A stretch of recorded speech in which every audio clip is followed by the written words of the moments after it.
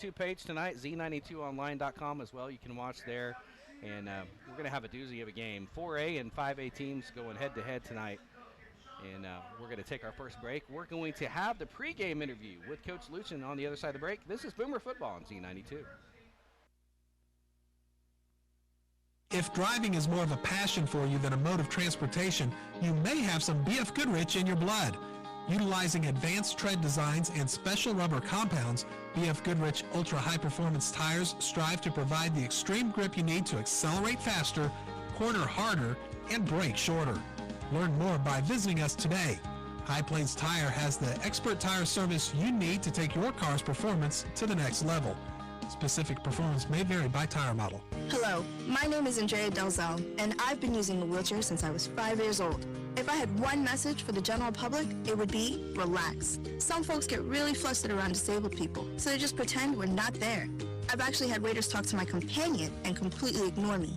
People with disabilities just want the same respect and consideration as everyone else.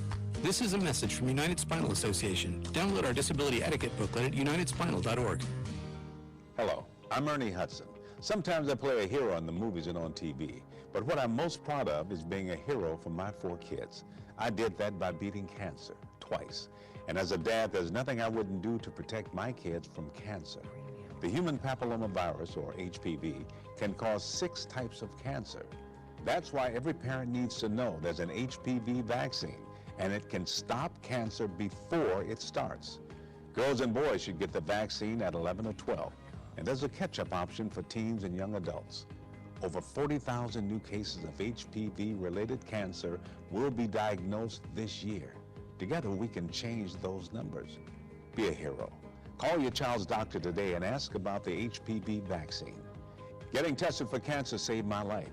Getting your son or daughter vaccinated could save theirs. For more information, go to preventcancer.org.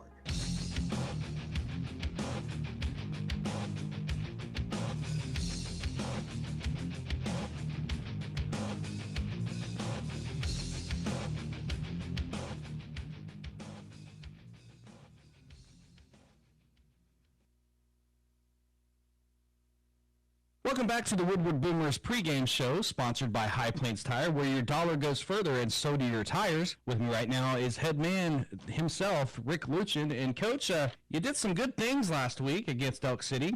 How are we going to build on that tonight against the Eagles? Well, we're going to try to sustain kind of what we did a little bit in the second half, and we're going to try to be more physical up front. We know we need to be able to do that against anybody that we play.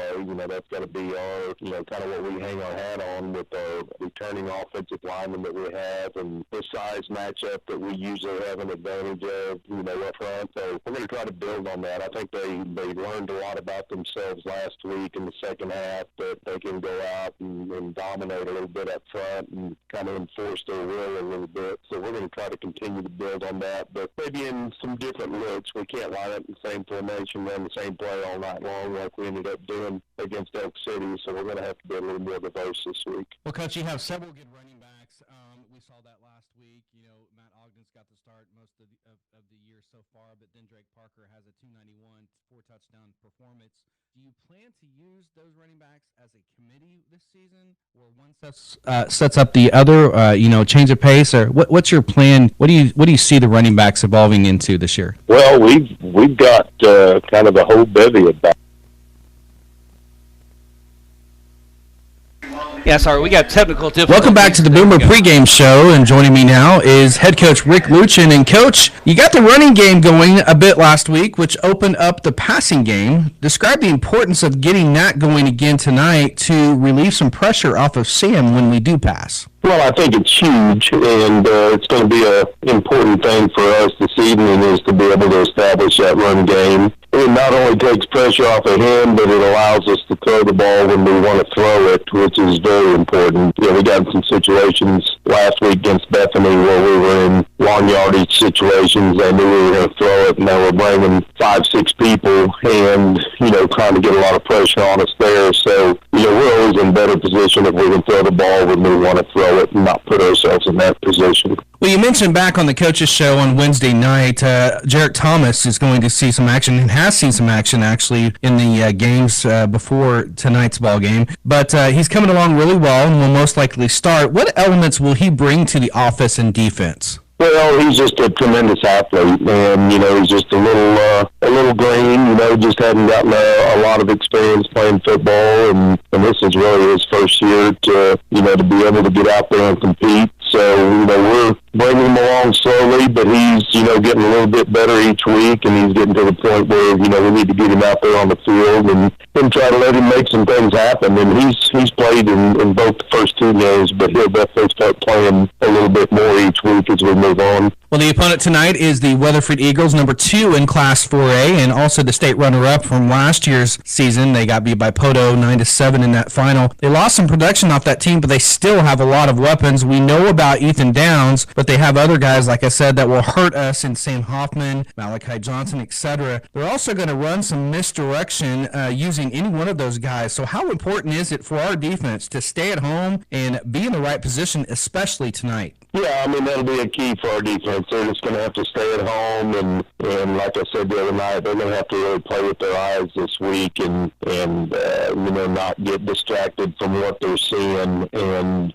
just do their job and not try to do somebody else's job. And I think as long as they do that and, defense wins if they've got 11 doing their job every snap. So, I think that's going to be key for us. They do have several really, really good, strong running game weapons that they can throw at us. So we're going to have to be able to figure out which one of the three guys has the football, and we're going to have to really work hard at getting those guys tackled because they're big, strong kids, they're fast kids. So it's going to take a team effort to get them tackled and get them down to the ground. Yeah, you mentioned they're big and strong kids. They average 262 across the offensive line and 243 on the defensive line, which is going to make it even more important to block on the offensive line for us tonight. What else do we know about Coach Reagan Roof's team this year? Well, they're definitely running the ball more this year. I think that's more their offensive philosophy is to try to run the football. They've added a lot more misdirection type stuff into their offense compared to what they did last year with the Rattery kid playing quarterback. So, it's just a little bit different style that fits their personnel a little bit better. So, it's going to make it tough to stop, but I think we're going to be able to really focus on stopping the run, and if we can do that, I think we're going to be in pretty good shape. So you lead me into my final question here, Coach. What are the keys to tonight's ball game and getting a win against the Weatherford Eagles? Well, defensively, we're going to have to make tackles and make them snap the ball again, not give up any big plays. I think that's going to be very important for us tonight. Special teams is going to have to pick it up. They really dropped off last week, had a great week one, dropped off quite a bit last week. They really need to bounce back tonight and be a part of it and give us some opportunities to put points on the board. And then offensively, we're going to have to be able to run the football. And if we can run the football, I think it's going to open up a lot of things for us. Well, Coach, I appreciate the visit as always, and we will talk to you at halftime. All right, sounds good. Now it's Coach Rick Galuchin. Keep it right here on the other side of the break. We're going to go behind enemy lines and talk about the Weatherford Eagles, the opponent tonight for the Woodward Boomers here at home, the first home game of the 2020 season, and it's senior night. So keep it right here. This is Boomer Football on Z92.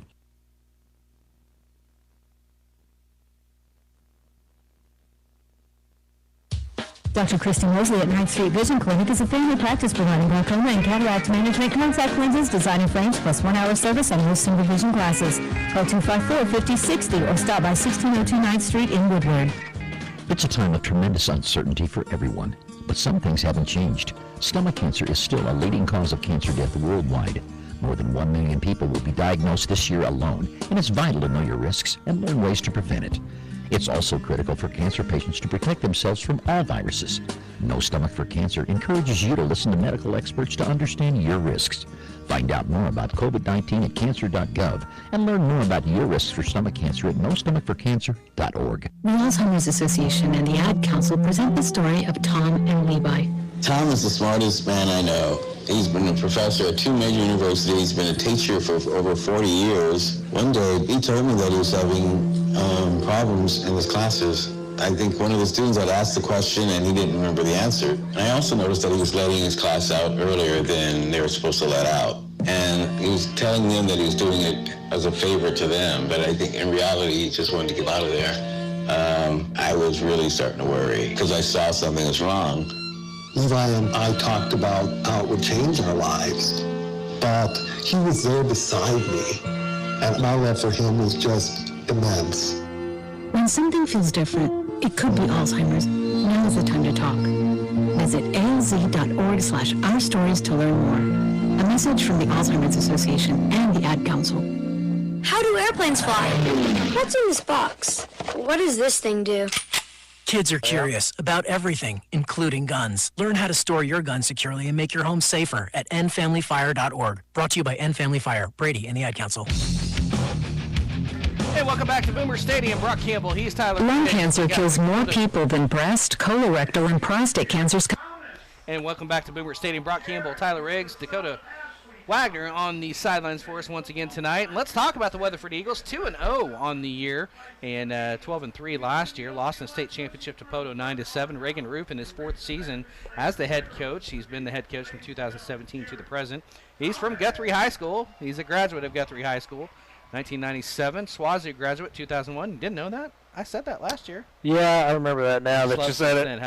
Absolutely, there you go. He's assistant coach at Bethany, who we were at last week, 2002 to 2007. He was a head coach at Bethany from 2008 to 2016. Their rushing game is pretty stout. They average 228.5 a game. Passing yards, not so much, 62.5. So they do a lot of things on the ground. They have 291 total offense per game. They've got 2 turnovers at least and forced at least 3. They average about 53.5 tackles, 4 sacks, 3 interceptions. The offense they run this year, partner, is a wing T. They really rely on Sam Hoffman, Malachi Johnson, and when he is in, Ethan Downs. Yeah, and the guy that's going to be playing for him tonight, Murphy Beck, is also a pretty good athlete, a guy that primarily plays linebacker, but is a tackling machine, kind of gets overshadowed a little bit by Ethan Downs. You also got to watch out for Cam Petit there at the X, because he could do some things. I'll let him get deep every once in a while, but it's a very interesting offense, definitely old school, but it's got a good mix of outside in and some hard up the gut running and a couple deep shots as well. A little bit different defense this year too as well. They're running a 3-3 stack. Describe that since you're a defensive guy. Yeah, well, and this on film it was very interesting to watch because this defense, Brock, this front 7 played ultra aggressive. Mm-hmm. I mean, both against Kingfisher and El Reno, created a lot of pressure. As what they really like to do, so your inside linebackers, Murphy Beck and Ryan Shields, those 2 guys, they kind of, similar to what we do with Paul Sullivan, they let them go and just say, hey, go get the ball, right? And then your outside linebackers in this set, Bryson Cook and Sam Hoffman, those guys would be a bit of a mix between some playing stunts versus dropping back a little bit in coverage and trying to help out that defensive backfield, because if there is an area of weakness on this Weatherford team, I do think it's that defensive backfield. Those guys can get stretched a bit over the top, so that's something we're going to have to monitor here tonight. And I asked Coach Reagan Roof what he's seen from his team this year so far. They played hard. We've seen that on film with Kingfisher and El Reno. We have improved each week. Sam Hoffman, Malachi Johnson have ran the ball hard and effective. We have several receivers that can make plays when we need them to as well. I said, other than Ethan Downs, who was out in this game, what players are you looking for to step up this season and have an impact on the squad, or players who have already had an impact? And he said Sam Hoffman and Malachi Johnson without missing a breath. They've ran the ball hard, like he said, and effective. We have several receivers, Cam Petit, excuse me. There you go. Michael Mayfield, Jacob Wilson, Brett Bosar. They all can make plays when we need them to.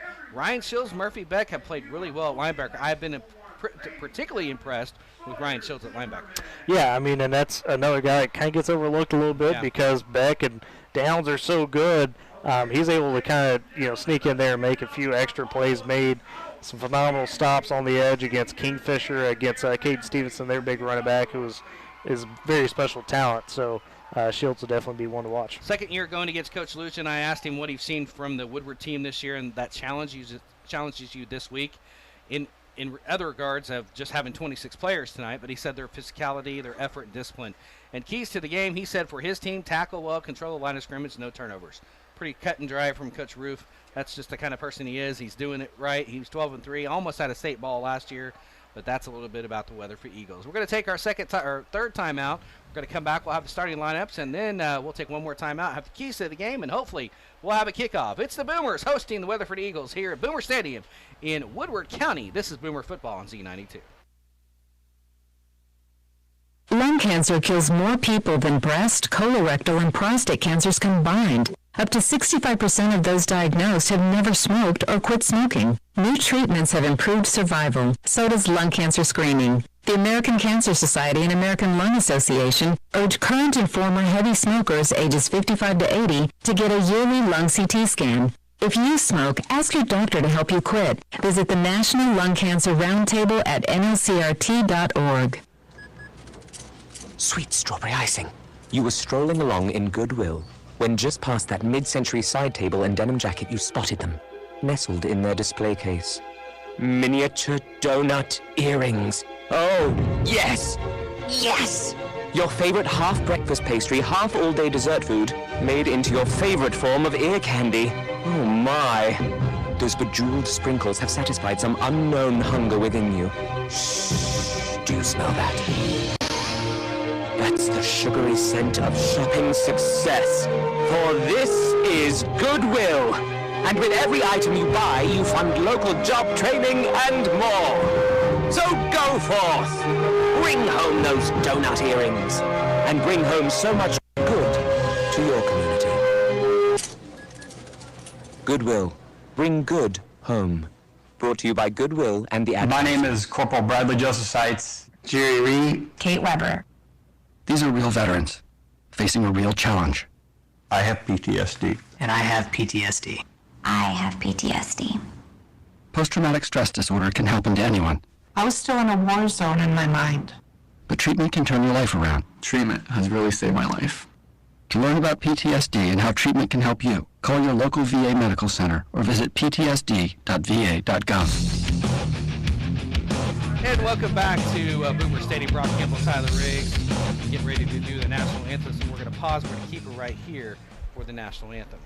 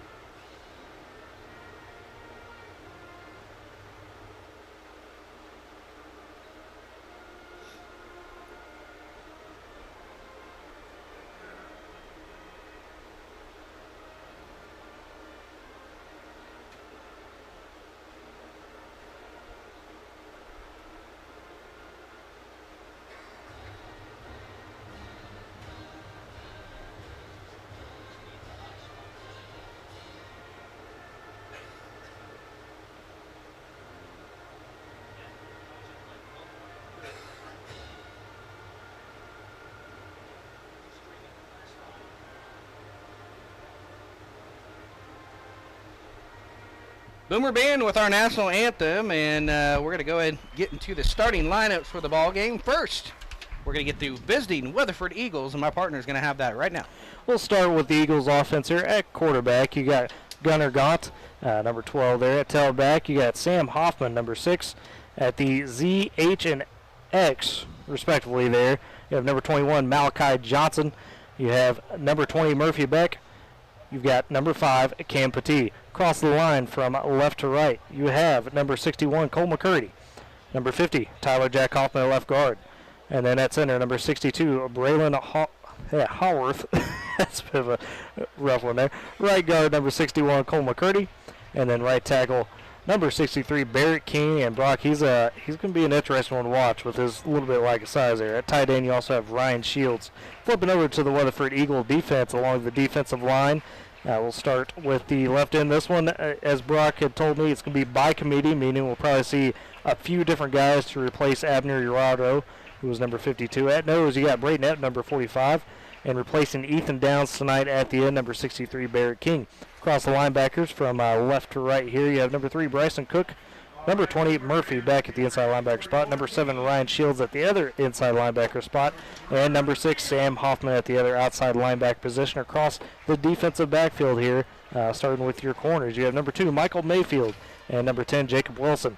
At the free safety, you have Gunnar Gott, the quarterback, playing free safety there. And then at the strong safety, number 18, Brett Bozarth, and as the Weatherford Eagles defense. And for the homestanding Woodward Boomers, quarterback number 3, Sam Cheap, the sophomore. Running back number 30, junior Nash Hunter. Wide receivers are the junior Zach Chavez. Number 2 is number 1, Talon Laird, the sophomore. Number 5, the senior Max Cheap, and number 44, the sophomore Leighton Phillips.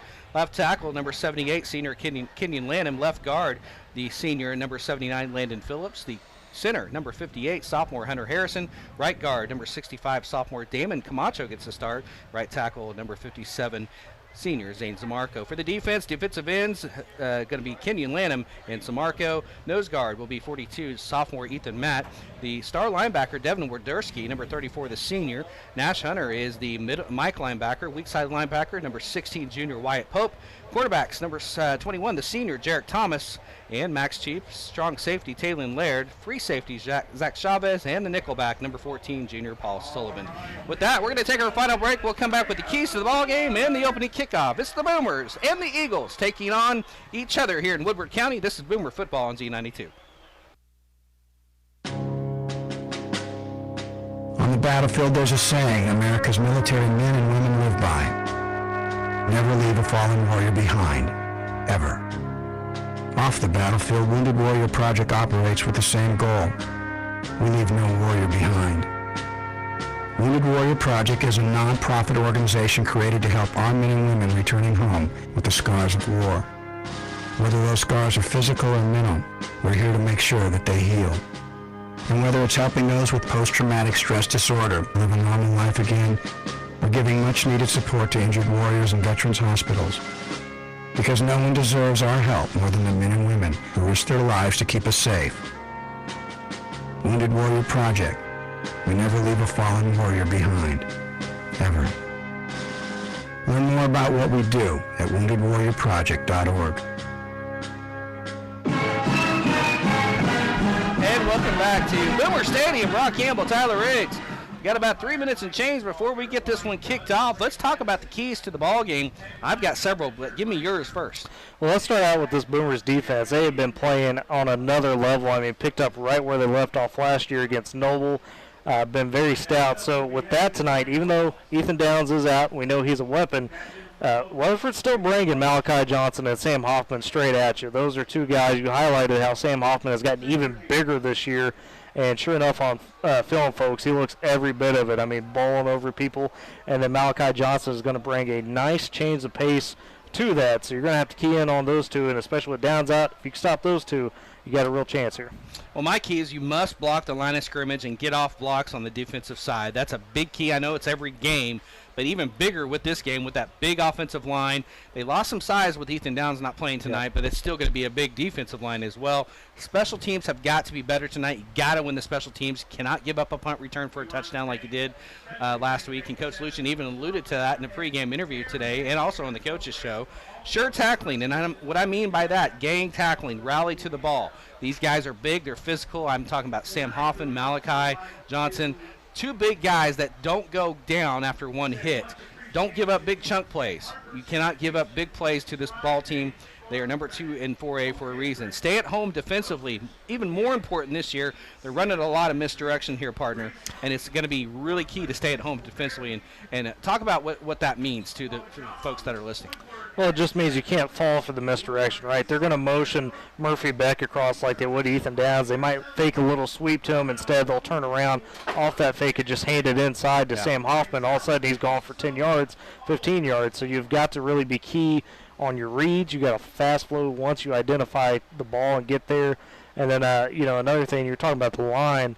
A big key for this Boomers offensive line tonight, even though Downs is out, they're going to have to find a way to deal with those stunts, deal with the pressure coming from those inside linebacker positions Shields, of Murphy Beck and Shields. Yep. And you also see, Cook and Hoffman will take their turns flying in there as well. So you got to be real careful of finding those guys and make sure you give Sam Cheap enough time to throw, because we talked about it a little bit, this defense can be stretched over the top. And that led me into my next key. You must run the ball to set up the pass. It can't be one-dimensional. You're going to have to help Sam back there.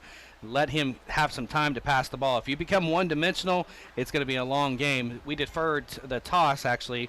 Weatherford's going to receive. So Woodward won the toss. They deferred.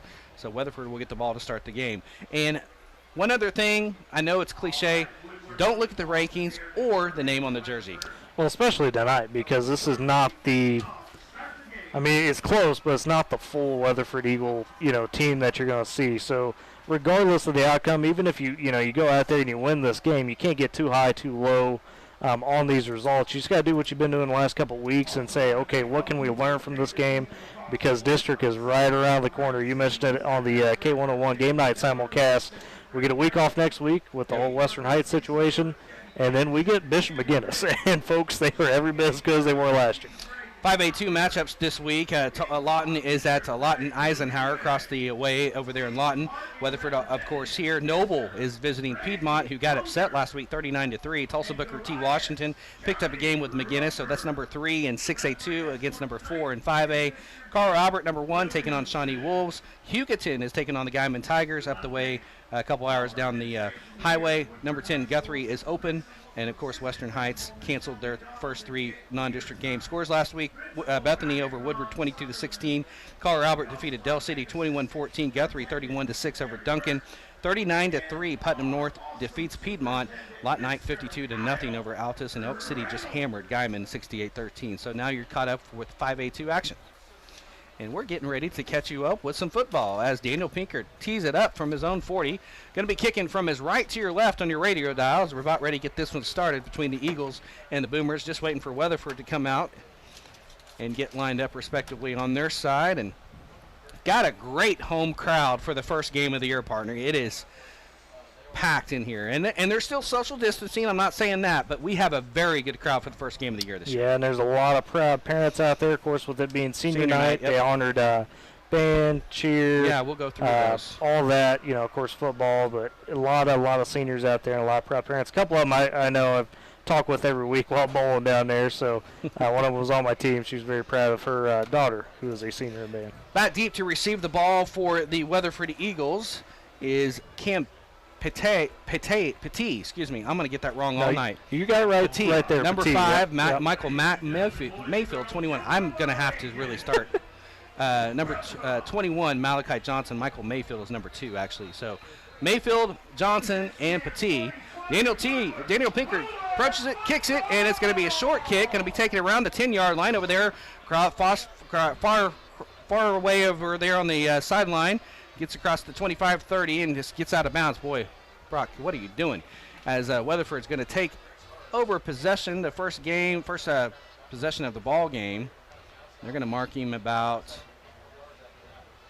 the 37-yard line, it looks like, where they're going to put the ball. So 1st and 10 from the Weatherford 37-yard line.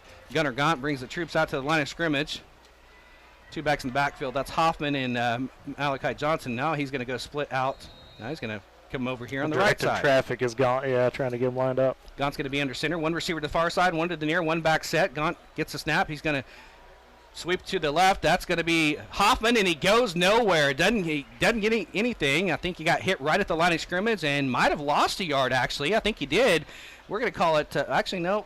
See where the ref was spotting it. It looked like he lost a yard, but he didn't. So it's going to be right at the sticks, 2nd down and 10. Yeah, Boomers did a great job right there. And this is something, Brock, that lessons learned from Clinton is the fact that, Weatherford's going to run a lot of these sweeps. So you could kind of use that same mentality you had against Clinton of having to really draw them out on those sweeps and force them out of bounds like they did there. Actually gave him a yard, so in the shotgun now. It looks like that's Hoffman. Hoffman's going to take the Wildcat over their left side. He's going to go across the 40 and now dump truck down about their 41-yard line. Actually, they're going to mark him down at the 39, giving 4 yards in the play. It's going to bring up a 3rd down and 4 for the Eagles. That's interesting. That's something that usually in this Eagles offense, Ethan Downs will be running that little type of Wildcat. They've done that a couple times, even Johnson. So no surprise to see him to go ahead and just move Sam Hoffman into that role and let him have it. Big 3rd down, first possession of the ball game. Weatherford has it, 3rd and 4, and now there's actually a penalty. I didn't see the penalty.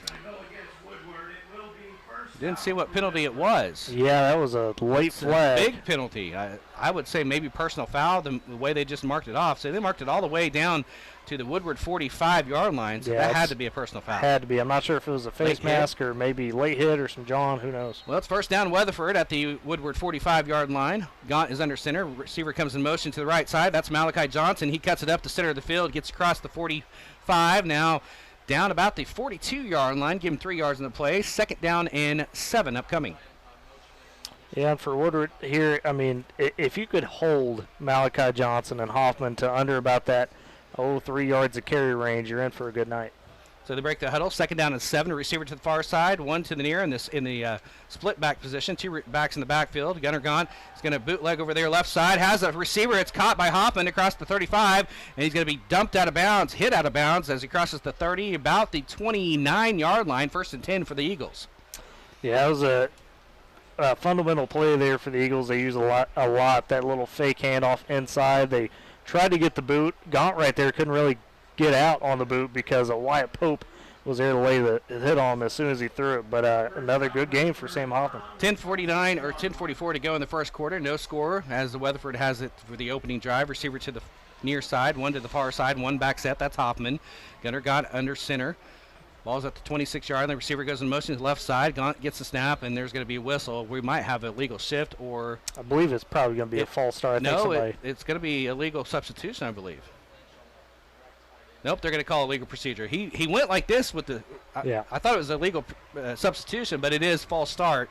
Mark it back to the 31-yard line. First down and 15 for the Eagles. We'll take that. Back them up 5. Well, we'll always take backup yards from the opponent.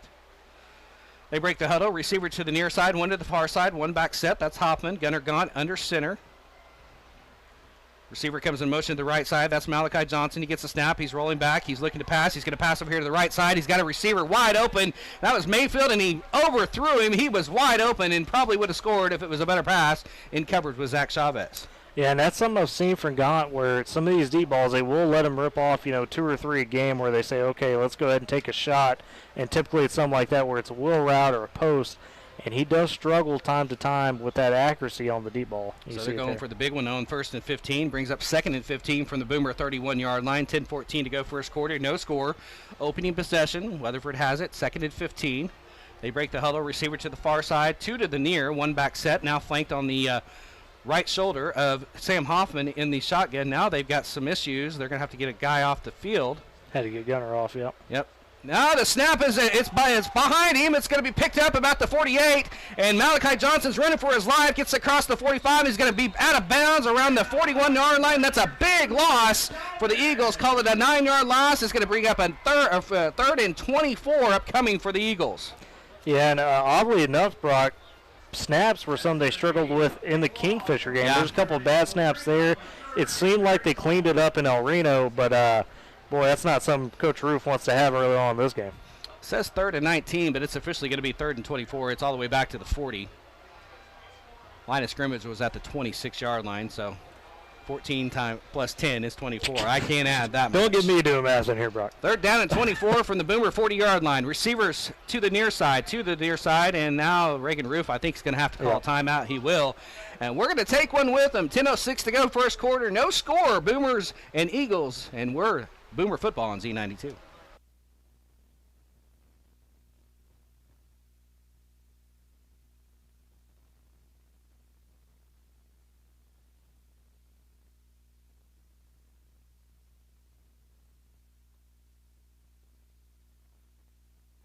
Whether you drive a pickup, SUV, or crossover vehicle, there's a Michelin tire perfect for the driving experience you want.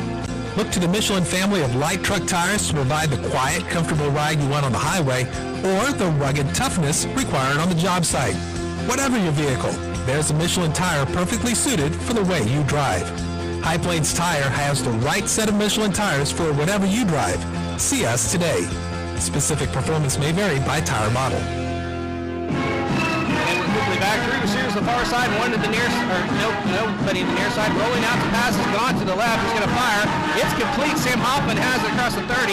He's going to get tackled at the 25-yard line. Sanitation has been serving the needs of Northwest Oklahoma since 1971. Third down and 9. Years. Or 4th down and 9, excuse me, upcoming.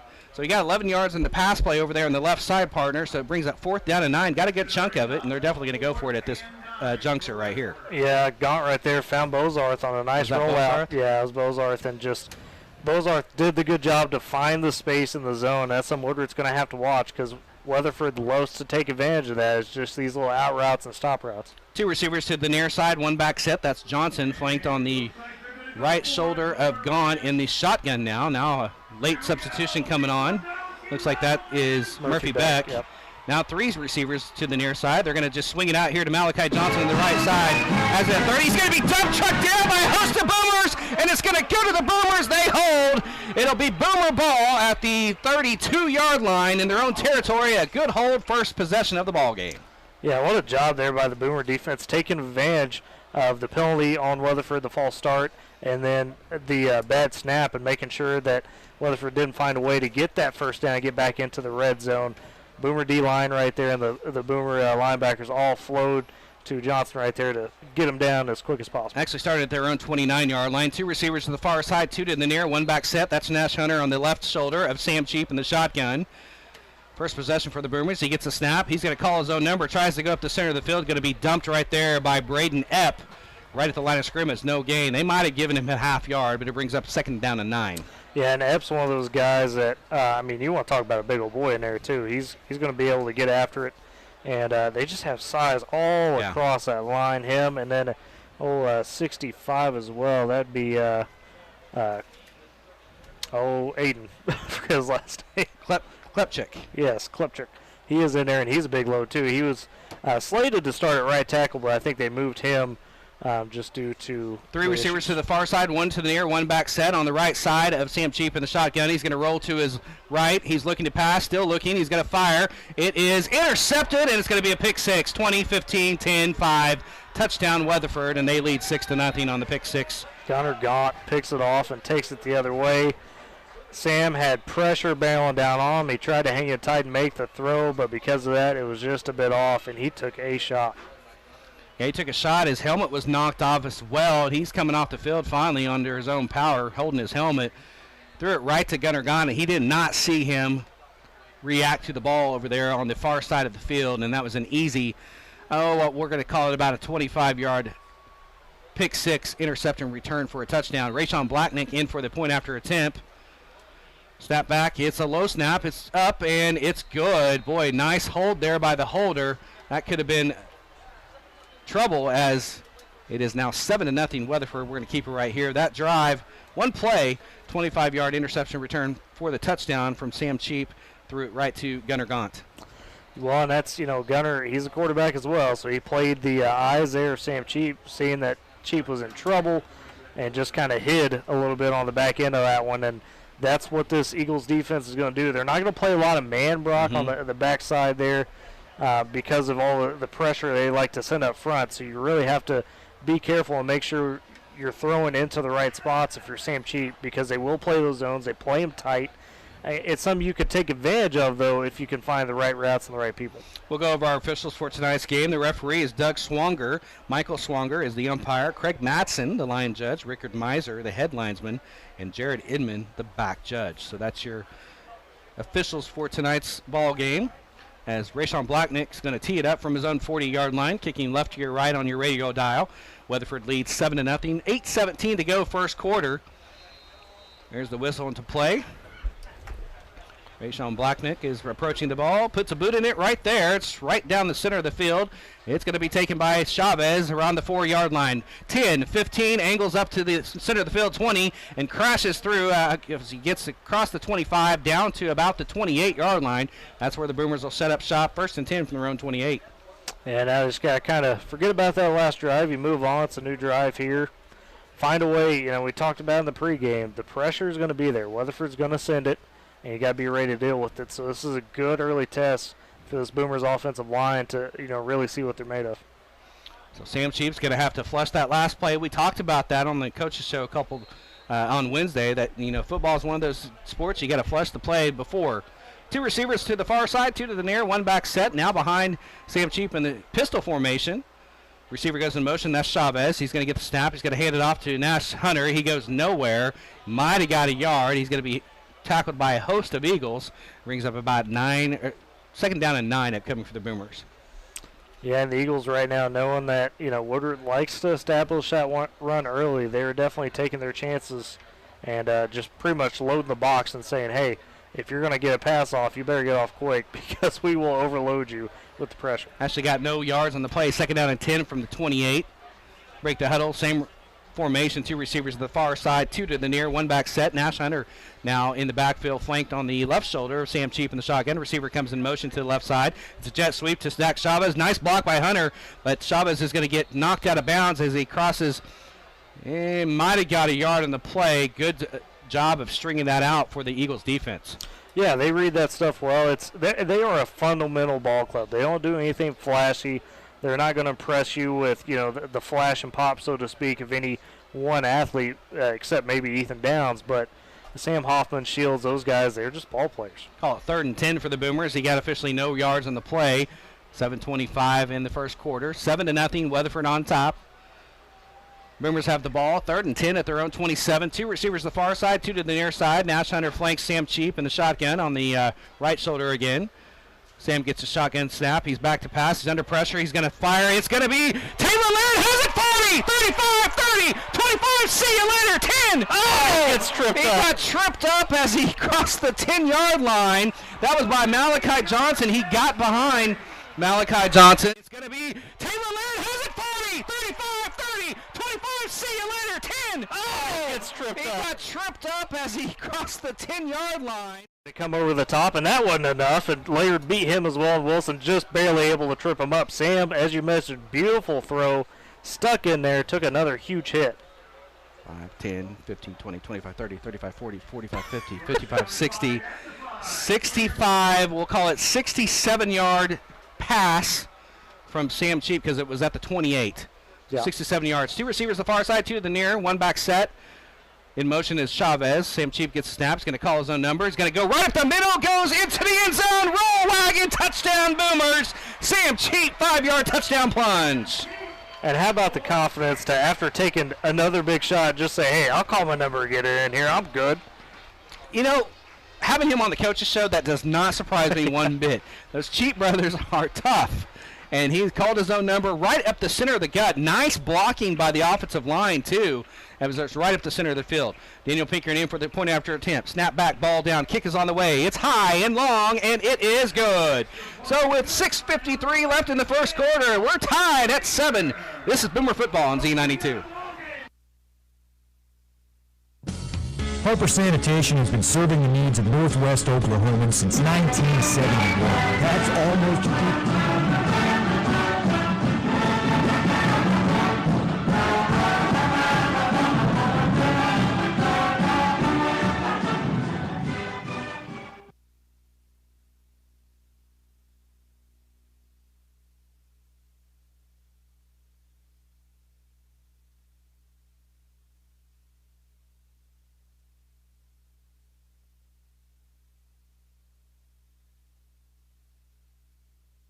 And welcome back to Boomer Stadium. Brock Campbell, Tyler Riggs. We have an injury on the field. It's a Boomer that is injured over there, laying down on the 5-yard line. I can't see who it is.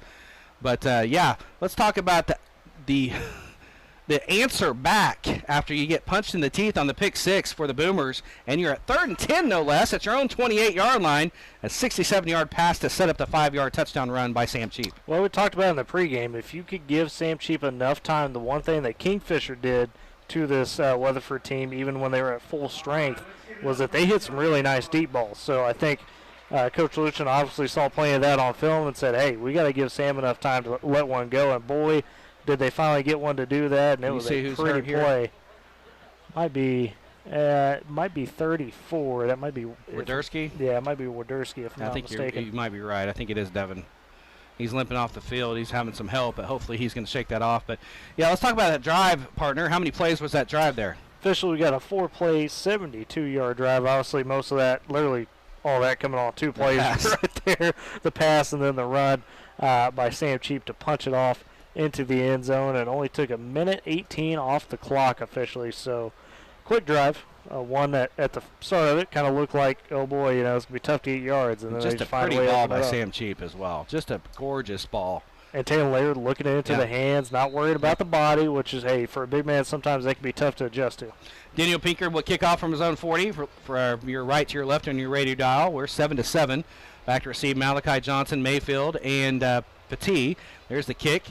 It's going to be angling over here to Malachi Johnson at the 10. Actually, no, that is Mayfield. He's going to angle 20-yard line. Going to be tackled behind the 20 over on the far side of the field by, who was that? I think that was Mr. Jarek there, if I'm not mistaken. Is that Jarek Thomas? I believe so, yeah. 20 in there. No, it was 10. That's 10. Yeah. I need to get my stuff out here and be ready. Number 10, that was Denzel Emery. Oh, there you go, Denzel Emery, okay. As they're going to be backed up inside their 15-yard line, they being the Weatherford Eagles. They're going to have the ball at the 17-yard line. 1st and 10 from their own 17, and a tie game, 7-7. They break the huddle. Receivers to the one to the far side, one to the near, one back set on the right shoulder of Sam Hoffman in the shotgun. He's going to take the Wildcat snap. He's going to angle over here on the right side. He's going to get across the 15, going to be dump truck down about the 20-yard line, give him about 3 yards on the play, 2nd down and 7. Boy, he's going to be a guy that all just night does not go down easy. Well, and he's going to just keep pounding. You saw right there, Boomers had to have 4 guys drag him down, which is it's going to get exhausting to be able to try to do that all night, but that's the task. So 2nd down and 7 for the Eagles at their own 20-yard line.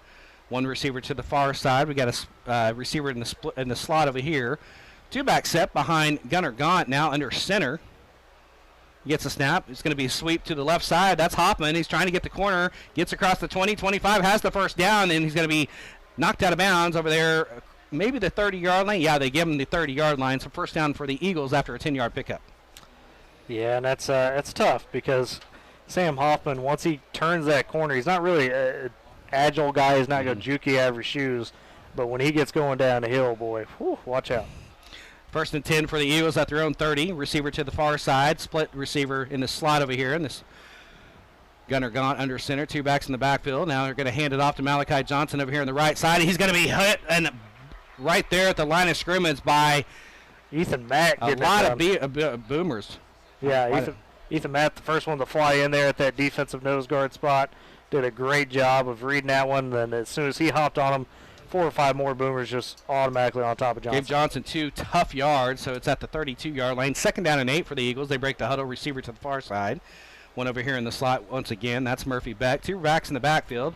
Gunnar Gaunt under center. Gets a snap.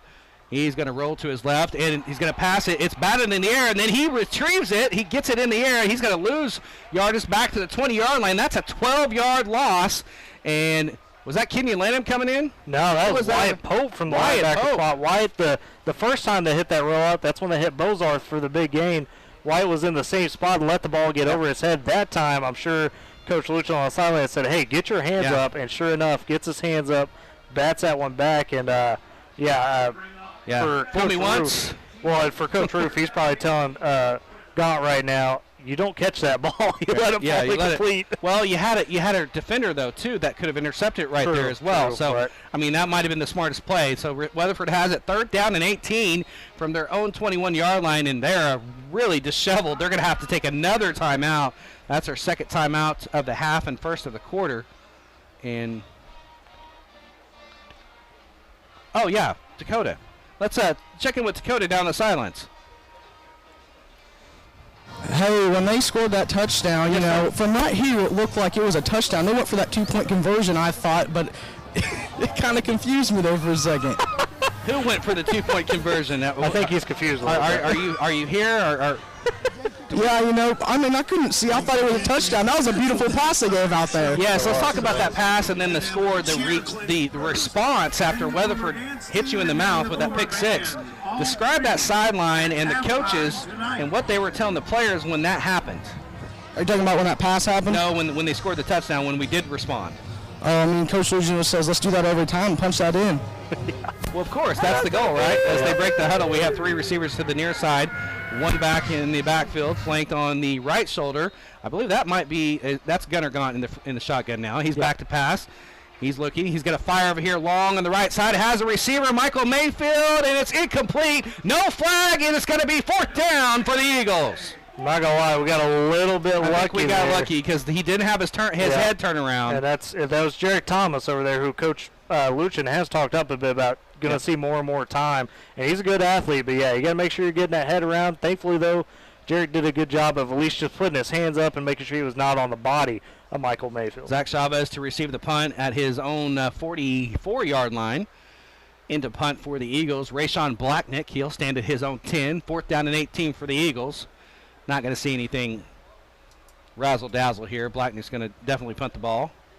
Puts a soccer-style kick into it. Right down the center of the field. Chavez has got to return. He's going to return at 40. Angling back over there to the right side. Gets through a couple defenders across the 45 and then falls forward to the 48. He said he's still on his feet, but no, they're going to down him at the 48. But great field position for the Boomers as they're going to try and take the first lead of the ball game. Yeah, nice little spin move there, too, by Chavez to finish that one off. And as you mentioned, the ball came out, but he was already down. But how about Cole Parker was already on the spot. He picked it up and ran a few more yards just in case, Well, I didn't see the ball on the ground. I just thought Chavez was still going because, he never quits.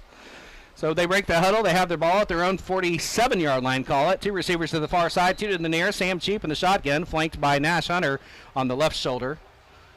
Gets a snap. He's going to hand it to Nash. Right up the middle, big boy, 50, 45. Dump trucks down about the 42-yard line. That's going to be close to a first down. If it's not, I think he does have a first down. From where I'm looking right now, they're yeah, there they go. It's first down for the Boomers as they cross into Eagles territory at the 42-yard line. And Sam Hoffman meet Nash Hunter because that's our answer here. That's our checkmate, if you will. They're just going to be friends for the rest of the evening. I mean, there's nothing wrong with that. 2 guys that have very similar running styles for sure. First down and 10 for the Boomers at the Eagles' 42-yard line. 3 receivers over here on the near side, 1 to the far side, 1 back set. Nash Hunter on the left shoulder of Sam Cheap in the shotgun. He gets a snap. He's going to hand it right back to Nash Hunter. He has a little bit of a hole again, and he shimmies his way across the 40-yard line down about the 39, giving him about 3 yards in the play. 2nd down and 7. Yeah, and I like that. They're really trying to set up that inside zone, and if they could do that successfully, Brock, what that's going to lead to is a couple more of those big throws we saw from Sam Cheap, because I really think, especially after last week, Coach Luchin has that confidence to just say, hey, young man, step back there and let it rip. Yeah, definitely. 2nd down and 7. Boomers have it across the 40-yard line, 39-yard line of the Eagles, 3:18 to go first quarter. We're tied at 7. 2 receivers to the far side, 2 to the near, 1 back set. Nash Hunter on the right shoulder now of Sam Cheap in the shotgun. He gets a snap. He's going to call his own number over their right side. Gets smacked down hard as he gets close to the 35, giving about the 36-yard line. That brings up 3rd down and 4 upcoming for the Boomers. I don't know many sophomores and freshmen that would get through that hole and see 3 Weatherford linebackers stand there and just say, you know what, I'm going to lower my head. That's right.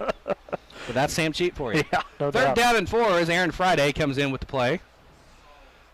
Tie game, 2:40 and counting first quarter. Boomers have it. 3rd down and 4 at the Weatherford Eagles 37-yard line. 2 receivers to the far side, 2 to the near. 1 back set. Nash Hunter on the right shoulder of Sam Cheap in the shotgun once again. He gets a snap. He's going to hand it off to Nash Hunter over here left side. He's driving his legs. He gets across the 35, falls forward to the 37. I think he's about a yard short. So we're going to call it a 4th down and 1 upcoming for the Boomers. Yeah, you got to like the effort there from Mr. Hunter, but just short, as you mentioned, by about a yard. 4th down and 1 for the Boomers. Coach Luchin thinking about it. I think we're going to definitely go for it, it looks like. This is one of those He's still thinking about it. This is one of those that the analytics crowd of football really say, hey, you've got to take your chances. Yep. You're at the 4th and 1 there. You're in Weatherford territory just inside that 35. And, I mean, if you don't get it here, you're not giving them amazing field position. 2 receivers on the far side, 2 to the near side as Wyatt Pope brought in the play. Nash Hunter flanks Sam Cheap in the shotgun formation on the left shoulder. Gets a snap. He's going to fumble it. He's going to pass short. It's going to be incomplete, and it's going to be turnover and downs. Weatherford's going to take over.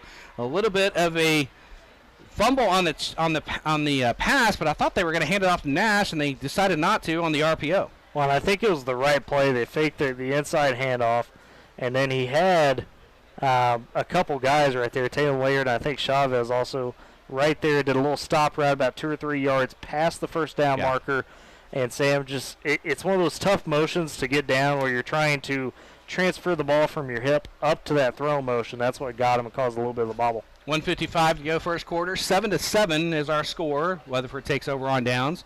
Receiver to the near side, the receivers to the near side. One back set, and that is Gaunt in the shotgun.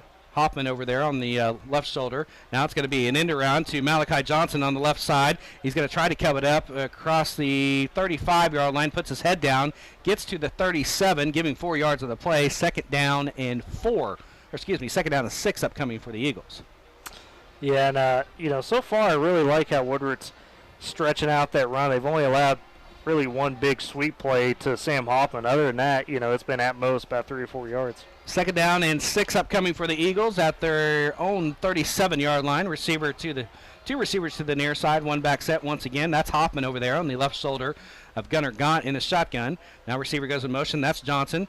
They're going to fake the end around. They're going to give it to the other guy, Murphy Beck, over there on the misdirection. And right there, Johnny on the spot. Kenyon Lanham with a yard loss brings up third down and 7. Well, and remember, we talked about staying at home in the pregame. Kenyon right there did an excellent job of it. Could have got sucked around a bit on the end around. Instead, say, no, I'm going to play my read and stay home. And sure enough, that leads to a good tackle. Under a minute to go. Third down and 6, we'll call it for Weatherford. Receiver to the near side. Also have one in the split, one to the far side, one back set. Gunnar Gaunt back to pass in the shotgun. He's going to fire. It's batted down once again. And it's going to be fourth down again for the Eagles. They're going to have to punt. Yeah, I think that was Wyatt Pope once again, either him or Paul Sullivan. I think it was Pope that came off the edge and got the hands up and really deflected that one, changed the path of that ball, made it pretty much uncatchable. Yeah, you're forcing them to do a couple things that they're not really wanting to do this year, and that meaning pass the ball. They're not a passing team. They average 62.5 yards passing each game, so you're really forcing them something they're not comfortable doing. Low snap to Blatnick. He puts a boot into it. It's going to be a short kick on the punt. Takes a eagle roll across the 30, still rolling across the 25, a really good roll. It's going to be down at the 23-yard line. First and 10 for the Boomers at their own 23. We'll keep it right here as we're out of breaks.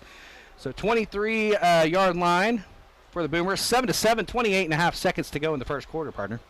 Yeah, and I like, once again, the Boomer defense just coming out strong. They haven't even allowed a score. It's been a pick 6 that was the score for Weatherford. So this is something that, we discussed with Coach Luchin on the coaches show, but just the year 2 progression of that defense, everybody looking so much more comfortable. It just shows itself every week. Boomers break the huddle. 2 receivers to the far side, 2 to the near, one back set. Nash Hunter on the left shoulder of Sam Cheap in the shotgun. Receiver comes in motion to the left side. Now he's going to sit back in the backfield. Snap. And his handoff to Nash Hunter. Big hole on the right side, and he puts his head down as he gets across the 30-yard line, giving him the 31, and he's about a yard shy of the first down, and to bring up about 2nd and 2, actually 2 yards shy, 2nd down and 2, and that's probably going to be our last play of the quarter. But Nash Hunter running with a purpose again tonight. I think he was a bit surprised by how big that hole was when he got through there, stumbled a bit through it. I think you're right. That should be the end of the quarter here. Yeah, Boomers are going to break the huddle. That's the end of the first quarter, and we've got a tie game. It's 7-7, and this is Boomer football on Z92.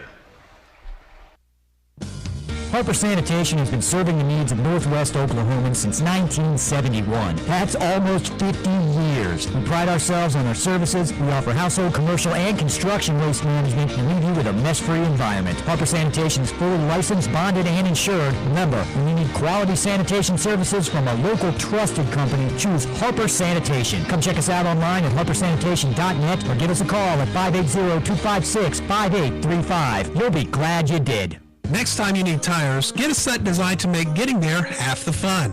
BF Goodrich passenger tires combine performance-driven technology with classic American styling to create a tire that strives to deliver both outstanding handling and great looks. It's the easiest performance upgrade you can make for your car. Learn more by visiting us today. High Plains Tire has the expert tire service you need to take your car's performance to the next level. Specific performance may vary by tire model. And welcome back to Boomer Stadium. Brock Campbell, Tyler Riggs. We move to the second quarter, and we're all tied 7-7. The scoring is a pick 6, 25-27 yard. Yeah, about 25. Pick 6 for Weatherford. Point after attempt was good. That made it 7-0. And then a 67-yard pass from Sam Cheap to Taylor Laird. Set up shop at the 5-yard line. Sam Cheap, 5-yard plunge. Point after attempt by Daniel Pinker was good, and that's where we are, 7-7. Like you mentioned, the defense has not given up a score yet. No, they've been phenomenal thus far, and we know Ethan Downs is not on the field, but for Weatherford, he is not their main threat on offense, right? He's definitely more of a defensive guy. So the fact that you're holding Sam Hoffman, Malachi Johnson, Murphy Beck, Cam Petit, and Gunnar Gaunt to what they're doing so far is really impressive by this Boomer team. 2nd down and 2 upcoming for the Boomers at their own 31-yard line. 2 receivers to the far side, 2 to the near. 1 back set. The pistol now is Sam Cheap. Receiver goes in motion to the left side. That's Cheap himself, Max Cheap. Handed off to Nash Hunter. Big boy trucking across the 30. Give him the 35 and a first down for the Boomers. I need a 30 for 30 on the legend of Nash Hunter by the time he graduates, because this kid, I mean, it puts a smile on my face just every time knowing that you basically got a good kid too. He is, yeah. He's just a good teddy bear off the field.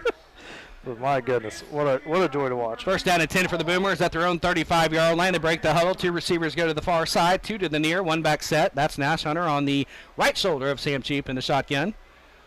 First and 10 for the Boomers. Receiver comes in motion. Now he's going to give it to the end around. That's Zach Chavez. He's going to be brought down in the backfield. Good job over here on the left end for the Weatherford Eagles.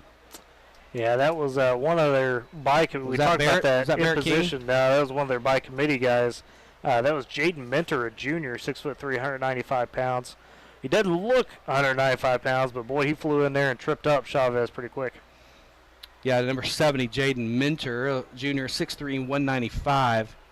As we did say, you know, we're doing by committee over here with Gerardo's position. Yep. So it brings up a 2nd down and 12, loss of 2. Sam Cheap's back in the shotgun. He's back to pass. He's looking, still looking. He's going to fire across the middle, and it's almost – is it intercepted? No. It is.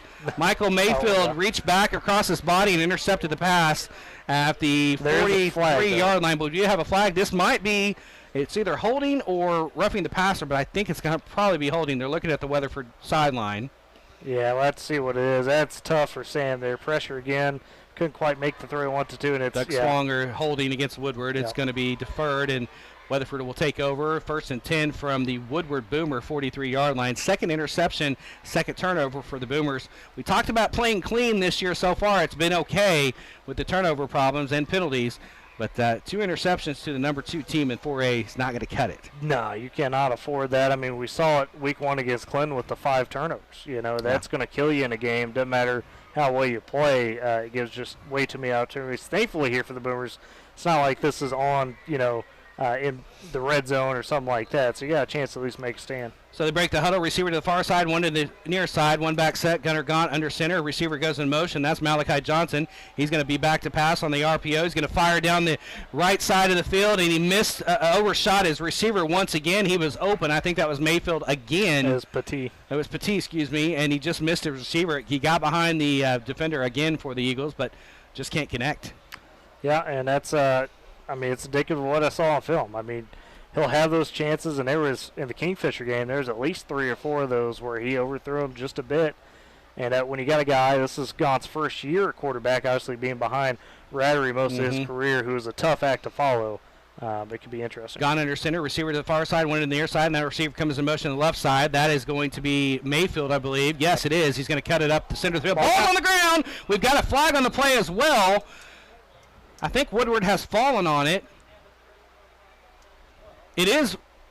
Nope, I think Mayfield got back on the ball. We do have a flag, but that's probably going to be in the area of holding. Let's see what Doug Swonger, the referee, is going to tell us. He's getting ready to make his call. Yep. It's going to be holding on the Boomers. The Boomers. Defensive holding on the Boomers, and Coach Luchin is looking right at Doug Swonger and saying, "Are you kidding me?" Yeah, that's interesting for sure there. I'm not sure how you could call that on a run play unless somebody... there we go. He got it right. Okay, now, Coach Luchin was about to lose his head with the referee, Doug Swonger, and then they got it right. I was going to say, how can that be defensive holding on an end-around jet sweep? Right. I mean, unless somebody got 20 yards down the field, something like that, one of the blockers, but that would have been mystifying. But, yeah, It was holding on Weatherford. You got it right. They're back into their own territory at their own 45-yard line. Second down and 22 for the Eagles. 3 receivers on the far side, 1 back set on the right shoulder of Gaunt in the shotgun. He's back to pass, rolling to his right, still looking, and he's going to take off on his own. He's going to fire. It's complete over there, and I think it's going to be a legal forward pass. I think he was across the line of scrimmage. The flag is down. When he threw the ball, I was like, he's across the line of scrimmage, and I think that is going to be a legal forward pass. Yeah, I think that's the right call. He did find Jacob Wilson on the quick fire, but it wasn't for a huge gain. Now they're going to discuss it here, and it was, you mentioned it was really, line of scrimmage close. was the 45. He was over the 45. Yeah, I think so, for sure. And that's lost it down as well. So, which is huge. That's going to force him. I mean, I talked about it at the start of the possession. At least you gave your defense a chance to bow up, with some field to work with. Yep. That's exactly what they're doing here. Actually, it's a legal forward pass. It's not lost it down. That's not. He didn't say it was. So I can't. I thought it was. You might be thinking of something else. Intentional grounding. That's it. Yeah. It's not lost it down. So don't listen to me. All right. So second down at 27 after they marked the penalty off. So second down in Buffalo now for Weatherford. 3 subs come in for the Eagles from the sideline. Weatherford only has 26 players here tonight with the COVID situation, unfortunately. 2 receivers to the far side. 1 back set. That's Hoppin on the left shoulder of Gaunt in the shotgun. He's back to pass. He's going to fire over there to the right side. It's completed. He's not down hard, but the ball is still on the ground. Did they say that was a catch? I think they said that was a catch. They did say it was a catch, and it was a fumble. Boy, I don't know if he had control of it, partner. Yeah, that was a knock there. That was Paul Sullivan. Good flying in. Paul Sullivan, just laying it to him. How do you do? Oh, that's another cat that is fun to watch out there because, we've talked about it a couple times how he's really just now coming into his frame. He's got a big, lanky frame, a wrestler for Woodward on top of being a player, and you see spurts of that where it's just the potential is absolutely there for this kid. He absolutely defeathered that Eagle. I mean, it was How'd I know? Third down and 27 yards to go. Receiver to the far side, 1 to the near. 1 back set. That's Hoppin in the backfield. Gunnar Gaunt goes under center. He's going to be back to pass on about a 4-step chop. He's going to fire down the right side. Has a receiver. He's open, and he catches it this time. And it's going to be a first down for the Eagles around the 30-yard line. And they're going to give it to Mayfield. He's going to give it right at the 30-yard line. So a big play on 3rd and 27, partner. Boy, that's what we call a backbreaker right there. You cannot allow him to get over the top. I know Gaunt has accuracy issues, but you cannot expect him to miss an open receiver every time. I kept saying, they're going to keep firing the ball deep because they're definitely getting behind our defense. And Reagan Ruth is a smart coach. He's going to keep doing that until it connects, and it connected right there. First down and 10 from the Boomer 30. Now Hoffman has it around left side, cuts it right up the middle of the field, gets across the 25, falls forward to about the 22-yard line. We'll give it to him. 8 yards on the pickup, 9, giving him second down and 1 for the Eagles. Yeah, they're going right back to that inside zone, the power run, if you will, with the Wildcat formation here. So as you get closer to the red zone, they're just going to continue to try to pound away. 8:51 and counting before halftime. 7-7 is our score. Weatherford is driving, 2nd and 1 from the Boomer 21. Now Hoppin's going to take the Wildcat snap, follows his blocker on the right side. He's not going to get the first down. Nice job stringing it out over there on the left side of the line of scrimmage for the Boomers. Bring up 3rd down and 1 for the Eagles. Yeah, that was Nash Hunter getting it in there and dragging down Hoffman, and that is a boulder meet the boulder. And Nash Hunter won seen that one a couple times on the offensive side. Yeah. He's probably saying, you again? Oh, man. I mean, it's basically like a sumo match, right? I mean, that's 2 guys just coming together in the middle of the circle, getting after it. 3rd down and 1, receiver to the far side, 1 to the near side, 1 back set. Hoppin in the shotgun. He's going to call his own number again. Left side has the first down, falls forward to the 15. That'll be first down and 10 from the 15 for the Eagles. As just a little dive play over here on the left side and just follows his blockers. Well, they're near that red zone. I promise you're not going to see Gunnar Gaunt throw a pass unless it's a tiny rollout quick fire here. I mean, they're going to just keep pounding it, whether it's Hoffman in the Wildcat or they'll find a way to get to Malachi Johnson as well. We're moving swimmingly along. Under 8 minutes here in the second quarter. Receiver to the far side, 1 to the near side, 1 back set. Shotgun again. Wildcat is Hoffman. Now he's going to hand it off to Malachi Johnson, trying to get around the right side. There's a flag on the play. That's in the area of holding. I bet that's going to be holding on the Eagles. That's good job stringing it out again on Malachi Johnson, but I think it's going to be holding on Weatherford. Yeah, and not only is it going to be the holding, but Paul Sullivan and Jarek Thomas here just laying the lumber at the end of that. to Malachi Johnson. So it will be holding on the Eagles from the 15, mark it off to the 25. It'll bring up second down, or actually they'll replay the down, 1st and 20. You know, we've had turnovers here on the Boomer side, but Weatherford's had some penalties that have really are starting to stack up on them here. Yeah. So they'll mark the ball back at the 25. 1st down and 20. We'll replay the down. Receiver to the far side, one to the near side, one back set. That's Hoppin behind Gunnar Gaunt under center again. He gets a snap. He's going to be back to pass, 3-step drop, fires over there. The right side is complete to Mayfield. He's going to be dump truck down at the original line of scrimmage at the 15. Got 10 yards back. Call it 2nd down and 10. Yeah, and Weatherford subscribes to the same mantra that Coach Lucian does with his skill guys. Is, hey, let's get them in space. Let's let them work and juke some guys out. 2nd down and 10 for the Eagles at the Boomer 15. 7:15 to go before halftime. Try to get a break in here in just a minute. Receiver to the far side, one to the near, one back set. Gunnar Gaunt under center. He gets snap. He's back to pass, 3-step drop again. Now same play. He misfired over there on the right side again, and it's going to bring up 3rd down and 10. So they're just trying to run the same play to Michael Mayfield over there again. Well, that one was Petit, and it's and they're trying to take advantage of the one-on-one matchups they're getting from the Boomers. And it's all about, can you bring the pressure quick enough? And that time they were able to get the pocket collapsing around Gaunt. That's where the missed throw came in. Big 3rd down and 10 upcoming for the Eagles from the Boomer 15-yard line. And Reagan Roof may take a timeout. Let's see if he takes his 3rd timeout. Really still not out there. 23 the seconds on the play clock. Now they're not going to call a timeout. Play comes in, break the huddle, receiver to the near side.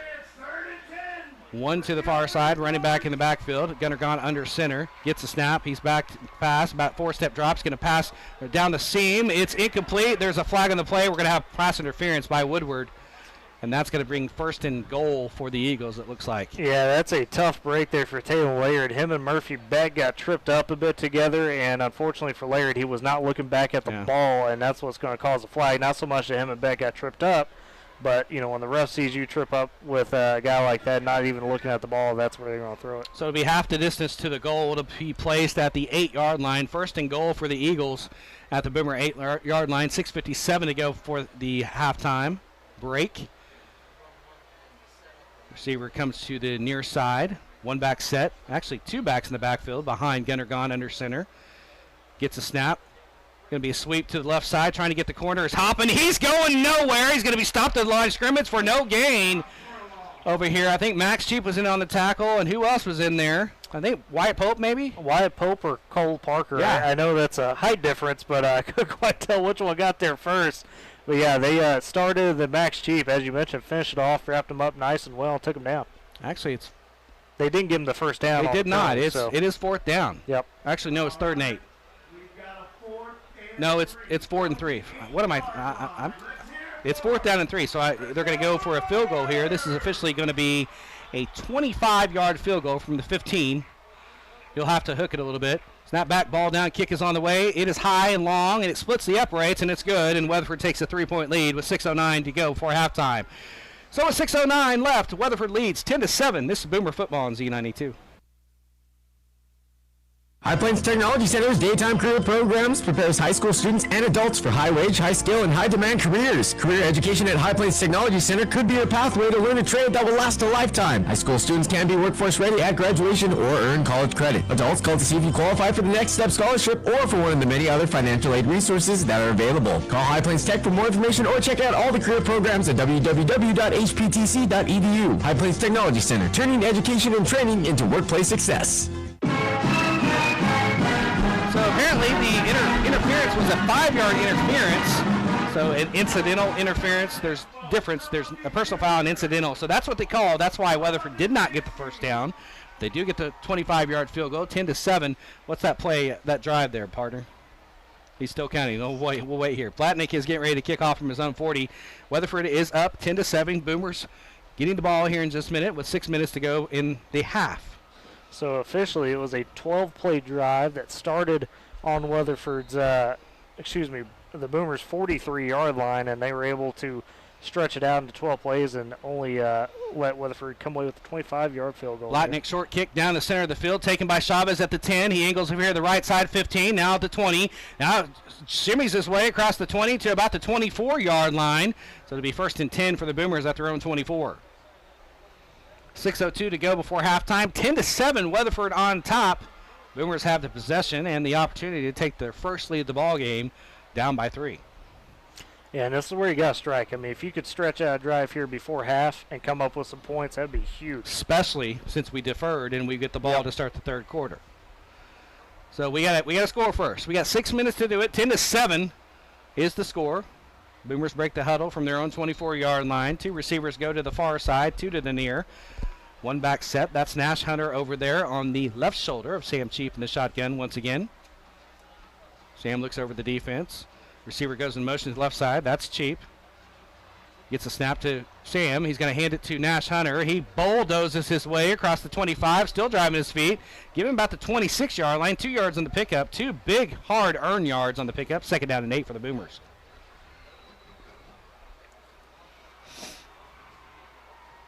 Wyatt Pope brings the play in. You okay? Yeah, we're good. 2nd down and 8 for the Boomers. Nash Hunter comes out for a play here. Now Aaron Friday comes in for the Boomers as well. Parker Schmitz. Or Parker Schmitz, excuse me.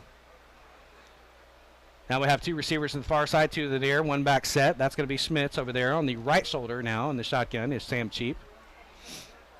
Sam looking over the defense. Gets a snap. He's going to call his own number, try to go up the center of the field, met by a host of Eagles, but still drives his way almost to the 30-yard line. Give him the 29, give him 3 yards on the play, brings up a 3rd down and 5. Yeah, they're going the really hard route for these first 5 yards of this drive, just up the gut, challenging that aggressive front 7 from Weatherford. So 3rd down and 5 for the Boomers at their own 29-yard line. Now that is Aaron Friday bringing the play in. Sam Cheap directing traffic in the huddle. They break the huddle. 2 receivers now to the near side. Actually 3 to the near side and 1 to the far side. 1 back set. That's Parker Schmitz still in the ball game on the right shoulder of Sam Cheap in the shotgun. 3rd and 5 for the Boomers. Gets the shotgun snap. It's a little low. He's going to roll to his left. Fires, and it's going to be intercepted again over here on the left sideline. That's Hoffman, and Weatherford's going to take over deep in Boomer territory at the 33-yard line with another interception. That's 3 interceptions tonight for Sam Cheap. Well, and they're all on plays that are designed rollouts where you're trying to hit a certain target. It's plays that don't give you much time to really make reads, and Weatherford has just been on top of them 3 times now with that, and it's tough. Dakota, what are you seeing down there on those pass plays, the short pass plays that Sam is just missing? Is he just not seeing that defender that's reacting to the pass? Oh, there you are. There, go ahead. Sorry, I had you muted. I don't know if he just can't see anyone or people are not getting open enough or making mistakes, but that's 3 of them, so I don't know what we're going to see from now on. Maybe something different. So Weatherford takes over 1st and 10 from their own 33-yard line, from the Boomer 33-yard line. 1 receiver to the far side, 1 to the near, 1 back set. Gunnar Gaunt under center. Gets a snap. Sweep over here to Malachi Johnson, left side. He's hitting the backfield, and he still drives his legs close to the 35. They're actually going to say he's down, not the 35. They're actually going to say he's down about the 31-yard line. They'll give him 2 yards in the play. 2nd down and, or actually getting 3. 2nd down and 7. They gave him the 30. Yeah, and here if you're the Boomers, you got to make another stand. I mean, I know this defense has been active about only giving up 3 points defensively so far. But once again, you got to dig deep and find another stop. Same formation for the Eagles. Gunnar Gaunt back to pass now. He's looking over there on the right side, has a receiver open, and it's going to be caught at the, no, he's going to say it's caught in the end zone. Touchdown Weatherford. That is a 30-yard touchdown strike from Gunnar Gaunt to, I think that was Mayfield again over there. Petit. Yep. Petit went up high and high-pointed the ball. And Weatherford is on the board again, and now they increase their lead to 16-7 with 3 minutes and change to go before halftime. Boy, and that was just one of the rare pretty balls from Gunnar Gaunt. I mean, I got to say it because just over the top, Aaron Friday was on the coverage, did all he could to knock that one away without pass interference. You just got to give him credit. Rayshawn Blacknick in for the point after attempt for the Eagles to increase their lead to 10. Snap back, ball down, kick is on the way. It's high and long, and it splits the uprights, and it's good. So with 3:49 to go before halftime, Weatherford is in control of the ball game. They're up 10, 17-7. This is Boomer football on Z92. Life never stops moving. Between the 30-minute commutes, daycare pickups, and that weekend trip to Grandma's, you're racking up the miles. What you need is a tire that can keep up, like the exceptionally long-lasting Michelin Defender tire. With an 80,000-mile warranty and the safety you expect, you can lose track of the miles and focus on what really matters, the memories made along the way. Stop in today at 2220 Main in Woodward to see your local Michelin dealer, Pipelines Tire. 17-7 as we're back to Boomer football. Weatherford on top by 7 to Dakota. Let's hear what the coaches had to say after that defensive series from the Boomers.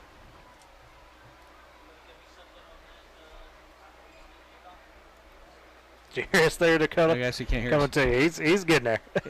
Sometimes we need a couple cutouts. There he is. You know? Hey, Dakota, what was said to the defense after that defensive series? Did you catch anything from the coaches? You just said you got to do better, do your job. Well, that's short and sweet. And I mean, it's the Luchas. That's basically what they are. what it is. Yeah, so Blattnick Short, kicks off to the Thanks, 40. And it's going to go into the end zone. Touchback. Boomers will have it at their own, what is it, high school? Is it 20 or 30 now? I think it's the 30. It is the 30-yard line. Yep. So 17-7 with 3:49 to go before halftime. Boomers down by 10, but they have an opportunity to score here, get it down to 3, and then they get the first possession in the third quarter. So still plenty of ball game in this left for the Boomers. They just got to cut down the mistakes. Well, it's just the picks, are costing them. It's very inopportune picks too. It's ones that you're trying to make the big play, and Weatherford just got to tip the cap to how they've been on it in those spots. And that's Sam Hoffman. That's a couple of those guys that have been around. They know those situations. Two receivers to the far side, two in the air, one back set. Receiver comes in motion to the left side. Sam Cheap's in the shotgun, gets the snap. He's going to hand it off to Nash Hunter, who's back in the game. Sheds one tackle, now drives his feet across the 20, and he'll fall forward to maybe the 23-yard line. Give him actually 4 yards on the play to the 24, second down and 6. And now this is what you see. It's pretty common for offenses here. It's called 4-minute offense. You hear about the 2-minute offense where you're pretty much, hurry up, shotgun. This one's a little bit more of a balanced look. I would expect, though, here, Brock, within these first 5 plays of this drive that you may see a deep shot. I'm thinking the same thing, too. We haven't heard from Talon Laird or Zach Chavez deep yet. Actually, we have from Talon in the first quarter. We haven't heard from Chavez or Max Jeep, for that matter. 3 receivers to the near side, 1 to the far side, 1 back set. That's Nash Hunter on the right shoulder. Receiver goes in motion to the left side. Shotgun snap. He's going to take an RPO himself. He fires over here, complete across the 25, tackled quickly at the 29-yard line. That's Aaron Friday, I believe. Yep. And that is going to be about a third down and we're going to call it 2 upcoming for the Boomers. Actually, 3rd and 1. Yeah, and a great job by Aaron Friday there to really look that ball in. Had a guy draped all over him, still made the catch and held on to it. 2 receivers to the far side, 2 to the near, 1 back set. Nash Hunter now on the left shoulder of Sam Cheap. He's going to give it to Nash Hunter. Nash just takes a hit in the backfield, and then he gives one as he gets to the 30-yard line. He needed to get to the 30. He is extremely close. I think they do have the first down on that second effort by Nash Hunter.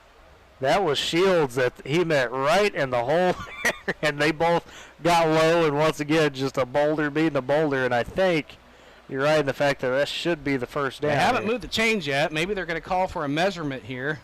Got one of the Weatherford guys is laying down on the grass, eyeballing it. On the grass, laying down. That's quite comical over there. That's Camp Petit over there. Just showing I'm all sure the he's going to personality. love that you called him out on that. So they are going to measure. It's at the 30-yard line. He had to get to the 30. I'm saying it's a first down. I mean, if it's not, it's by a chain link. Yeah. They're going to stretch it out right now. Well, they're trying to. Guys got to get out of the way. They stretch it out as the first down for the Boomers. Yes, indeed. First down and 10 by the nose of the ball. Yeah, when we say nose, maybe that little thread on the end that kind of hangs out every once in a while, I mean, that was I don't know how long Camp Petit's nose is, but he was wrong because he said it was no good. But well, of course he's going to say it's no good. So yeah. First down and 10 for the Boomers at their own 30, 2:13 and counting before halftime. They break the huddle, 2 receivers to the far side, 2 to the near, 1 back set. Sam Cheap in the shotgun, gets a snap. He's going to hand it off to Nash Hunter. He's going to be hitting the backfield, drives his way to the 30 for a no gain. They might have given him a half yard. We're going to call it 2nd and 10 for the Boomers. Every single snap of this ball game, there's just bodies instantly going down on the line. Going quickly now. 3 receivers to the far side, 1 to the near. 1 back set. That's Nash Hunter on the right shoulder of Sam Cheap in the shotgun. He's back to pass. He's looking. He's still looking. He's going to fire over there left side. He's going to almost throw another pick. As I think Petit reacted to it. I think that was Petit over there. It was Petit reacted to that ball, and he just dropped the pass. Just dropped the pass, or that would have been another pick 6, unfortunately. Yeah. So 3rd down and 10. So that's definitely some adjustment that's going to happen at halftime to see what Sam has seen on the field with his quarterback coach. Well, it's, Weatherford's been on these stop routes. That's really the ones that are jumping. They really watched the film and said, okay, anytime you see those stop routes, you got to be on top of them. 3rd down and 10 for the Boomers from their own 30. Shotgun snap, back to pass. He's under pressure is Sam Cheap. He's going to get sacked in the backfield behind the 25-yard line, dumped at the 23. And it's going to be 4th down and long for the Boomers. They're going to have to punt. That was Jaden Mentor, the guy that's one of those by-committee players at that Gerardo defensive end spot. And he just came crashing through, and Sam had really nothing to do to be able to get that ball away. Coach Roof's going to take his final timeout to preserve some time, 1:26 before halftime. Tell you what we're going to do. We're going to go ahead and thank our sponsors. We haven't done that tonight, so we apologize. AAA Insurance Design Realty, Bentech Insurance, Dairy Queen, Diesel Dynamics, Harper Sanitation, High Plains Technology Center, High Plains Tire, and K&S Tire. We appreciate all of your patronage of Boomer Sports. And also we wanted to let you guys know that we are going to be in Arnett on Monday as well for softball. The try between Arnett and Shattuck. Boomers will play at 4:30 and 6 o'clock. We'll be there to cover that right here on Z92. Boomers are 13 and 17 overall after taking a tough loss to Piedmont yesterday, 10-3. But Piedmont is the state defending champion, and they're 6-0 in district. They're the real deal, actually. Right. I mean, it's not a bad loss. So, No. So Coach Hall's team will be in Arnett and taking on Arnett and Shattuck on Monday. Shattuck on Monday, 4:30 and 6. So into punt, Max Cheap gets a snap, puts a boot into it. A high short kick. It's going to hit at the 45, goes out of bounds across the 45 to the 44. And good field position for the Eagles as they set up shop at the 44-yard line, their own 44, with 1:15 to go. And not to bag on the refs here, but they missed a block in the back by Brock Conklin. I think that's what 23. the crowd was saying. I heard the crowd go, oh. Yeah, and it was right there in front of the kick returner, and I think it was Chavez that got shoved down. You got some water. Thank you. Jacob Miller on the assist with the refreshment. Water. The man. Yeah. But what the old glands here. It helps when you're broadcasting. But no, that's tough there for the Boomers. But now at minute 15, you're still only down 10. Make a final stand here. You're going to get the ball back to start the half. So just they're going to pass it down the field too as well. They've shown that already. Receiver to the far side, 1 to the near, 1 back set. Back to pass, under pressure, now it's gone. He's going to roll to his right, still looking. He's going to take off his own 45, and he's going to get hit hard as he crosses the 45, falls forward to the 49, giving him about 5 yards in the play. It'll be 2nd and 5 for the Eagles. Yeah, that's Taylor Laird there laying the boom a little bit on him and making sure he paid for that run. Under a minute to go. Weatherford's out of timeouts. They're quickly going. No huddle. Receiver to the far side. They have to get one off the field real quickly. They have a running back. Now it's going to be illegal substitution. That's going to be a 5-yard penalty on the Eagles. Can't do that. They broke the huddle with 12 players. Yeah, that's a good break there for the Boomers. Pretty much all those yards go right back, and it's just going to reset Weatherford here. So it's going to bring up 2nd down and 10. They're going to lose the 5 yards they just gained. 2nd down and 10. Don't forget, we'll have Dakota with Coach Luchin at the halftime interview upcoming here in a minute. The game's just kind of going swimmingly. We haven't got to go to Dakota as much as we want to, but we'll get him more in the second half. It's two physical teams that like to play downhill more so than anything, so this is not surprising. That's been definitely a bit of a war, more so than a football game. And now Weatherford's just probably going to run the clock out. They're pretty much set to go in at halftime by 10. Now back to pass is Gunnar gone. He's under pressure. That's Kenyon Lammy. He gets across out of the pocket. He's going to fire over there on the right side of the field as he goes across his body. It's incomplete. Brings up a 2nd down. Excuse me. Yeah, it'll be a 3rd down and 10. I was right. 3rd down and 10 from their own 44-yard line with 19.9 seconds before half. Yeah, and if you're the Boomers, be careful here because we just saw them go 5 wide with the clock running, so you don't want to get lazy assuming they're just going to kind of run a play to, drain the clock. So 19.9 seconds to go before halftime. Weatherford has it 3rd down and 10. I doubt they're going to do anything fancy here. They don't want to get too cute with a 10-point lead. Gunner gone under center. Receiver comes in motion. He's going to hand it off to the first back through. He gets across the 45, falls forward to maybe the 48-yard line, 4-yard pickup. And that's going to be the last play of the half, I believe. Under 10 seconds, they're just going to let it run. Coach Luchin is going to go back to the drawing board at halftime and figure out some adjustments. Down 10, 17-7 are the Boomers as we hit halftime here on senior night, Boomers and Eagles. And we'll get Coach Luchin here in just a minute. But, partner, if you take away those we talked about the last 2 games too. If you take away some other things are going to happen, ifs and buts, whatever. But what adjustments do you need to see from this Boomer team in the 3rd quarter? You just got to be a little smarter with the ball there and make sure that you're able to capitalize on those drives. That's been the problem. You get some drives going, all of a sudden you have a turnover. And we'll go down to Coda right now with Coach Rick Luchin. Coach, what are the halftime adjustments for your team? Play football. Ladies and we're not playing football right Saturday, now. September 12th, at Woodward High School. Are we going to see anything different on the offense when we come back out? No, I mean, that's our offense. We just got to do things right, and we'll be a lot better off. Thanks, Coach. Well, he basically said it like it is. I mean, yeah, we're not playing football, and it's not the team that we've seen the first 2 weeks of the year. Granted, you have a stiffer competition, but there's some things that they can really kind of shore up in the locker room at halftime, partner. Yeah, well, and a lot of it is I think they're just letting Weatherford kind of set the tone a bit too much, right? Whether it be on the offensive line, in the secondary, or either side of the ball, they're just kind of letting them, I wouldn't say manhandle the Boomers, but at the same time, you got to get a good punch back in on them. And we're getting hooked up with some food, too. So we're going to take our first time out of the halftime. We'll come back. We'll recap the first half for you. The Boomers trail at halftime to the Weatherford Eagles, 17-7. This is Boomer Football on Z92.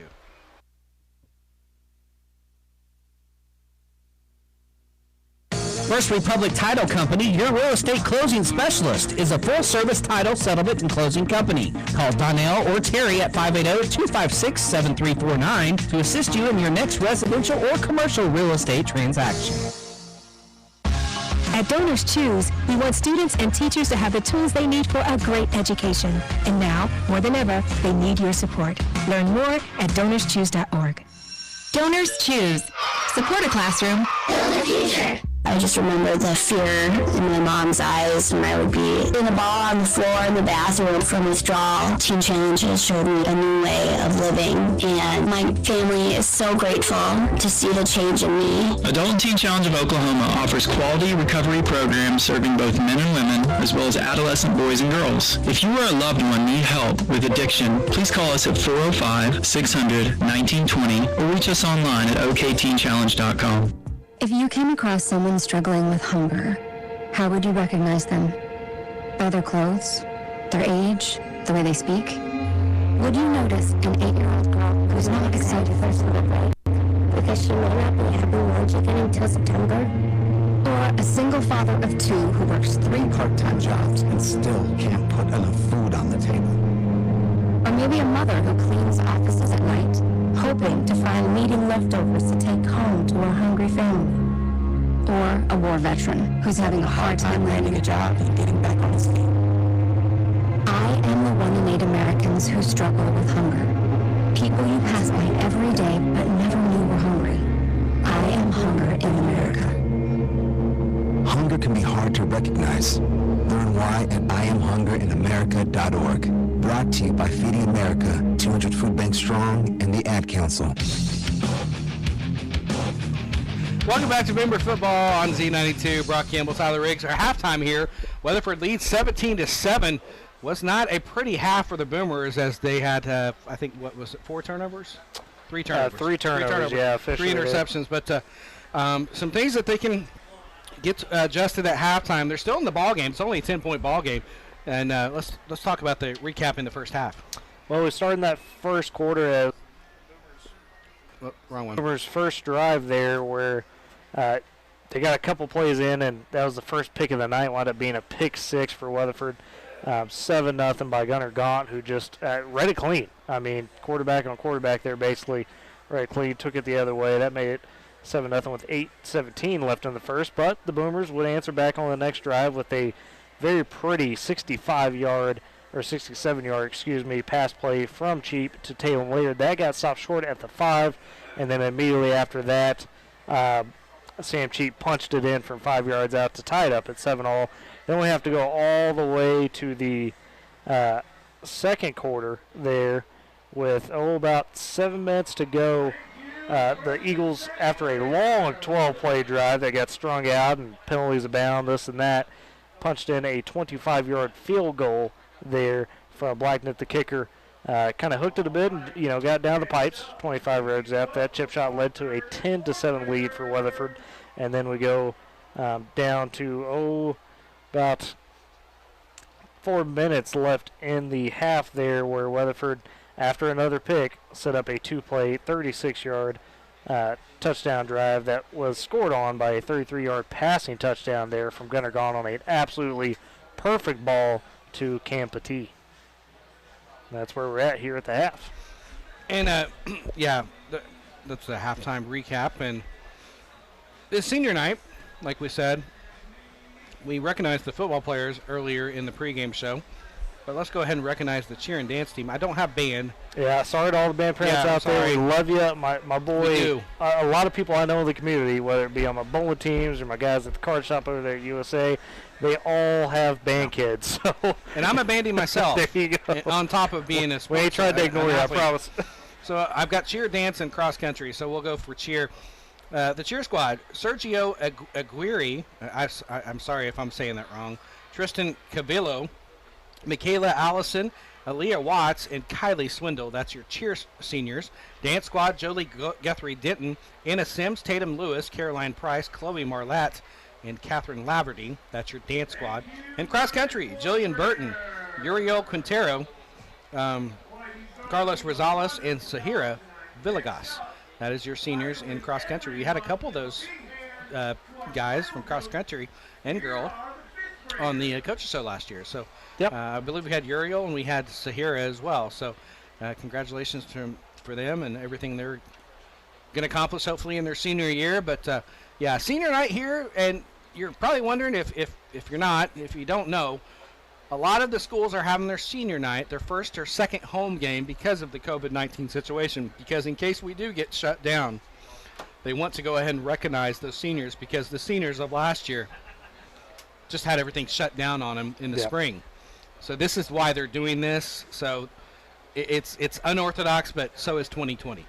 Yeah, I mean, everything. We talked Coach Lucian at the beginning of the season, and we talked to a couple of the other coaches, whether it be Williamson or a few other ones here off air. It's unseen. It's something that you've never dealt with in your lifetime. So I would say not only here, but just across the country, everybody's doing the best they can to move forward and deal with it. So with that, we'll take our first halftime break. We'll come back with some scores around the area and the state. This is Boomer Football on Z92. Craving a classic patty? There's only one place that can satisfy your hunger with 100% beef at a price you can't beat. Get your DQ fix today. 13th and Main, the home of Woodward's very own Dairy Queen, with drive-through curbside delivery or call-in orders available. Great ways to get your DQ fix today. Check our Facebook page for specials or call 580-256-2397 to place an order. Monday through Thursday from 10 to 9 and 10 to 10 on Friday and Saturday. Get your DQ fix today. There's a solution to hunger and poverty for millions. Farming families in developing nations can access food and flatten the curve on environmental harm.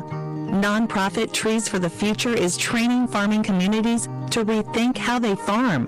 Using trees, farmers are improving their nutrition and income so they can weather any storm. Learn more at trees.org/radio. That's TREES.org/radio. This message is sponsored by Trees for the Future. In January of 2017, I was diagnosed with acute lymphoblastic leukemia. And within 24 hours of that diagnosis, we found ourselves here in Memphis at St. Jude. They knew what they were doing. They knew how they were going to treat her. They laid out this elaborate plan. We didn't know what the future was, or if there even was a future. But with St. Jude, there was. Not that long ago, the survival rate was 4%. 4%.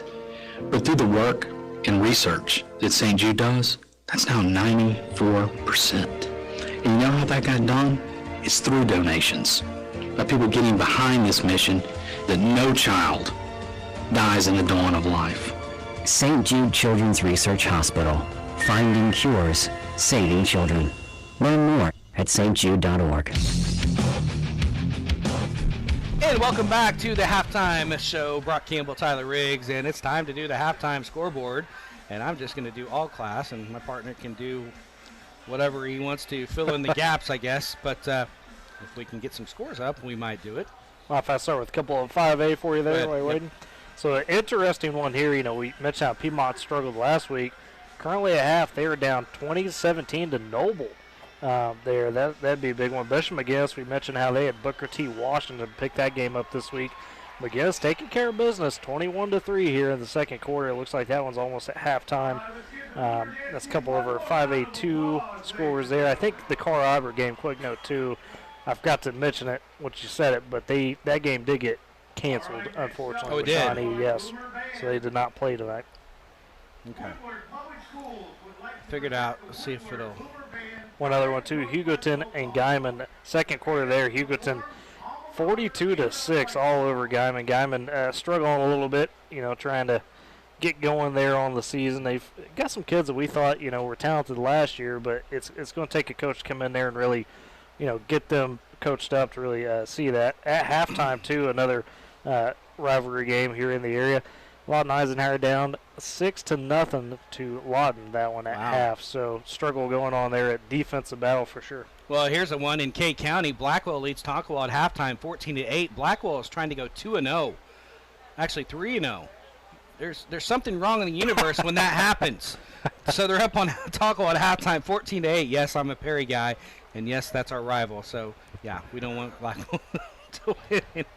Let's see some other scores in interest here. Gary is getting beat by Mountain View Goatyboard 36-6 at halftime. Crooked Oak and Hennessy. Hennessy leads Crooked Oak at half, 14-0. Perkins Tryon all over Chisholm, 34-6. But that's a really good Perkins Tryon team. Chisholm, I think, is a little bit down this year. Boone Apache leads Rush Springs at second quarter, 20-7. Deer Creek Lamont, Covington Douglas at the second quarter. Covington Douglas 42-6 over DCLA. Guyman is getting killed by Hugoton, 42-6 in the second quarter. Let's see here. We're going to have to go to the smaller schools now. I got one for you in Class A that we talked about off air, and one that I highlighted over there on game night. Cash and Thomas currently at halftime, 14-7, cashing up. Thomas hanging in there strong. You do Class A, I'm going to do Class B. Here we go. Destiny Christian over Wetumpka, 36-6, second quarter. Tipton trails Velma Alma, 38-28 at halftime. Eureka all over Wilson, 40-6 half. Arcoma is on top of Quinton, 20-8.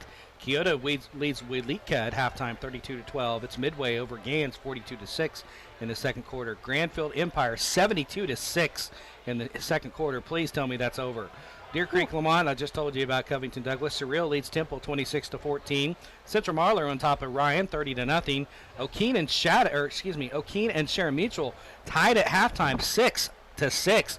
Balco Forga, this is a surprise this year. They're up 30-0 on Boise City in the second quarter. Hey, Balco is the real deal there. Yep. They are a tough team. Davenport leads Alec 30-6 in the second. That's a big stopping that big running back they have that we called last year. Yep. Medford leads Pond Creek Hunter in the second quarter, 22-20. That tells us a lot about Medford because we had some questions on how legit could they be, and if they knock down Pond Creek Hunter, that would be a big one. Yeah, we got to go. We're going to go ahead and take a timeout. You're listening to Bimber Football on Z92. This is the story of a very special woman. In a matter of seconds, she turned herself into a great mathematician or an entrepreneur. Her knowledge was limitless and still is. She could also make monsters disappear, especially those that lurked in the shadows under the bed. Once, this woman put back together a teenage girl's broken heart, which had been shattered in 1,000 pieces, just by giving her a bear hug. She masqueraded as a regular person at work, but as a superhero at home. Everyone knows her as Gabriella. I still call her Mom. Your hero needs you now, and AARP is here to help. Find the care guides you need to help, complete with tips and resources at aarp.org/caregiving. A public service announcement brought to you by AARP and the Ad Council. I was in the middle of the Atlantic Ocean when it happened. There was a sudden jolt, and our submarine crashed on the seafloor. We were in total darkness. That's Dr. Dejana Figueroa, a marine biologist and STEM teacher, talking about a deep sea dive she'll never forget. It's funny, when I was a kid, I was afraid of the ocean, and there I was, 2 miles below the surface. But as a scientist, you prepare for that. Using our training and a little creativity, we fixed the sub and finished our experiments. The dive was just too important. Every dive gives us glimpses at things few people ever get to see. Glowing creatures, fiery undersea volcanoes. When we got back to the surface, I kissed the ground and called my mom, of course. But you know what? I wouldn't trade that dive for anything. Dr. Figueroa uses her passion for STEM to discover new things and make the world a better place. She can STEM, so can you. Check out She Can STEM for more stories and inspiration. A message from the Ad Council. And welcome back to Boomer Football, Z92, 17-7, Weatherford on top of the Boomers at halftime. And I got ahead of myself, so we're going to have to take one more break, get this last break in for halftime. We'll come back with the adjustments and the keys to the second half. Boomer Football on Z92.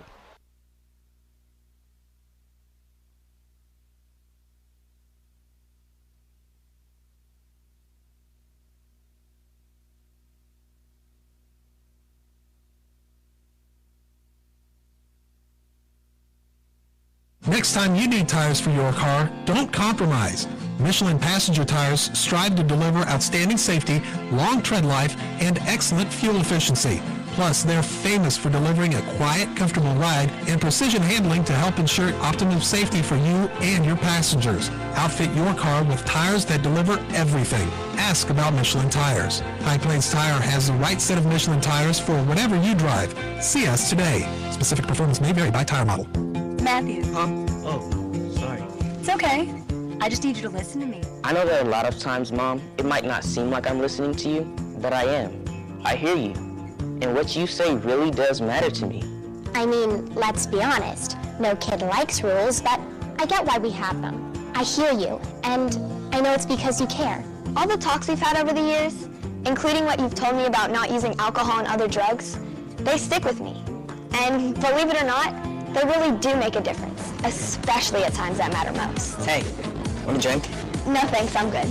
So thank you, Dad, for talking and preparing me for what's ahead. Thanks, Mom, for never giving up and always being my biggest fan. Thank you for letting me know what you expect, so I can try to meet your expectations. Thank you for talking. For more information about talking with your kids about underage use of alcohol and other drugs, visit underagedrinking.samhsa.gov. Hey, Dad, how do airplanes fly? What's in this box? Is this tree good for climbing? How are babies made? What does this thing do? Kids are curious about everything, including guns. Talking to them about gun safety in your home is a good first step, but you can do more. Always keep your guns locked, unloaded, and stored separately from ammunition. Safe gun storage saves lives. Learn how to make your home safer at endfamilyfire.org. That's endfamilyfire.org. Brought to you by End Family Fire, Brady, and the Ad Council. And welcome back to Boomer Football. Brock Campbell, Tyler Riggs. Halftime here. Winding down. They put some more time on the clock, but a couple more scores of interest in the air. Pioneer Pleasantville leads Wacomas 14-0 at halftime. Shattuck having their way with Cherokee 36-6 at half. Buffalo on top of Turpin 22-0 halftime, and Ringwood is trailing Winoka. The Railroaders up 20-14 in the second. Sealing leads Kremlin Hillsdale 14-0 in the first quarter, so I'm sure that's probably close to halftime. But since we've got about 2 minutes and change, Weatherford's just coming out. Let's talk about the halftime adjustments here, partner, coming out of the halftime locker room for the Boomers. Well, the big thing, and the one we've talked about the most, it's got to be those turnovers, right? I mean, you've got to find a way to run your pass game a bit better, because that's a threat you need against this Eagles team. I mean, we've seen it with the Taylor and Laird connection, where if you find it over the top, there's some space to work with, but when you're throwing those picks and, the short drives, that just does not help. And you heard Coach Luchin talking about it. You got to play football, because I noted a little bit there at the end of the half how It's looked more like a war out there than a football game, especially at the line of scrimmage. I mean, there are bodies down every single play on both sides. So you got to find some consistency there in your offensive line. Dakota, let's go down to you. Let's talk about your halftime adjustments if it were you down on the sidelines. I know you had that interview with Coach Lucien at halftime. Very not happy at all with his team. And what do you think we should improve on in the second half? I think that maybe, I don't know what's going through, Chief's head right now, but some of the turnovers, if it wasn't for them, I think it would be at a tie game right now. Defensively, I think they're doing a really good job, but it's just the turnovers that are really killing us right now. I would agree, and Sam Cheap is one of those guys that he's one of those guys that will shake off his mistakes and learn from them. They're just jumping the routes, the side routes, the go routes over here, and we can figure out how to maybe make them trip up on the pump fake or something like that, where they bite on it. Maybe we'll have a chance to throw the ball deeper. I think we need to take some deep shots in the second half here. Yeah, I kind of think that maybe when he went into the locker room, maybe they're going to try something different. Maybe a different quarterback, because you see right here, Wyatt Pope's getting kind of warmed up right next to me. So yeah, you're right. We're going to see what's going to come out with this Boomer team, and I think that it's going to be a whole different outcome. Well, the Boomers are going to get the ball to start the third quarter, partner, and it is indeed Wyatt Pope is throwing the ball. He and Sam Cheap are throwing the ball back and forth to each other. So might we see a quarterback change? I mean, Coach Lucien has, adamantly spoke how he believes he has two guys that are smart enough and capable enough to do the job. So I don't think he's going to have any issue. And then if he feels like it's the right time to put Wyatt Pope back out there quarterback, then that's what you're going to see. Because the good thing about both of these players, Pope and Cheap could be a receiver if he needs to. Yes. He's split out before, he's done that. Yep. And Wyatt Pope gets active on the defensive side with that linebacker spot. So it's not a situation where the coach is removing a vote of confidence from either one of those quarterbacks. It's saying, hey, tonight, quarterback maybe might just not be your night. Yeah, isn't the night for you, so let's have you contribute in the other ways. So 17-7 as we about 2 minutes and change before we get this one underway. Let's go ahead and thank our sponsors once again, give them some more love. AAA Insurance, Design Realty, Bentech Insurance, Dairy Queen, Diesel Dynamics, Harper Sanitation, High Plains Technology Center, High Plains Tire, and K&S Tire. There's still plenty of time for you to get in on the action too, partner, and how they do that. Well, hey, you call up the station there. You go 580-256-4101 and or 5101, I believe, as well. That second one might be a little off there, but you can ask for Benita Gonzalez. You can ask for myself, Tyler Riggs, and yeah, especially if you're here in Woodward. There's folks. I cannot illustrate enough how our Boom Booster packages are by far and away the best combination of value for advertising. Also, this goes back to the school. A lot of that goes back to the school and supports Woodward athletics as a whole. So if you get in on that, not only you're saying, hey, here's my business, here I am community, you're also saying I am backing the community by supporting these great kids in this great school. So like I said, 17-7, Weatherford on top. We're under a minute to go before we get this one underway in the third quarter. Like I said, Boomers will get the ball to start the third quarter, and it's only a 10-point ball game despite the errors. That's the one thing you kind of need to take the silver lining. This could be a lot worse. The defense has kept you in this ball game. I'm about to say that silver lining of, yes, it's only a 10-point ball game despite, the bit of the sloppiness. Yeah. And this defense, I mean, my goodness, we cannot say enough about the stinginess. They have faced Clinton. They have faced Bethany. They have now faced Weatherford. All three teams that are, some of the top teams in 4A with some of the top talent in 4A, and they're just being stingy. This Boomer defense has only given up 241 a game, 241 yards offense, 167.5 rush, only 73.5 passing through 2 games. The average scoring opponent 24 points, the Boomers 18.5. So, I mean, the defense is keeping us into this ball game because this could be easily 30-7.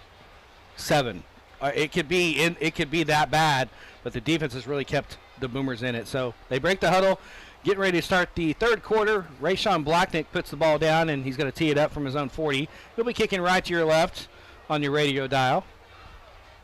Zach Chavez will be back deep to return the kick for the Boomers. Waiting for the whistle into play. Officials run to their respective sidelines. There's the whistle into play.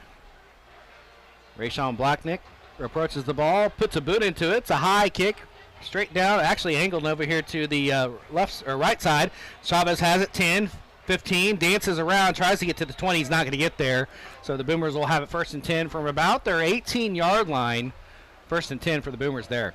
Yeah, that was a great kick there by Blacknick, who really forced that ball into the corner and pretty much gave Chavez nowhere to go. So the Boomers have actually going to give them the 19-yard line, so they're going to have officially 81 yards to go to score the touchdown here. 11:54. We're just underway, third quarter. 17-7. Weatherford leads this one. Number 2 Weatherford of Class 4A. 2-0 on the year, taking on the 0-2 Woodward Boomers. Boomers break the huddle. 2 receivers to the far side, 2 to the near side. We do have a different quarterback. That's Wyatt Pope. Running back flank to his left is Nash Hunter. Pope gets a shotgun snap. He's going to hand it to Hunter. He's going to angle himself around the left side. Big hole. Ball's out. Ball comes out. It's on the ground. Who's got it? I think Weatherford fell on it, and they did. And the Eagles get another turnover to start the third quarter. Boy, that is unfortunate. Nash Hunter went for the big hurdle. He got wrapped up, and as he was coming down from kind of that midair position, it looked like a helmet popped that ball out. And that's just, boy, that's a heartbreaker to start out the half. Yeah, the Eagles have it 1st and 10 at the Boomer 24-yard line. Now you call on that defense once again. That's been stingy all night. Weatherford has it 1st and 10 at the Boomer 24-yard line. Receiver to the near side. One back set. Actually, 2 backs in the backfield behind Gunnar Gaunt under center. Gets a snap. He's going to hand it off to Malachi over here on the right side. He's going to put his head down. Gets to the 22-yard line officially. So maybe 2 yards on the play. Second down. Actually, going to give him more than that.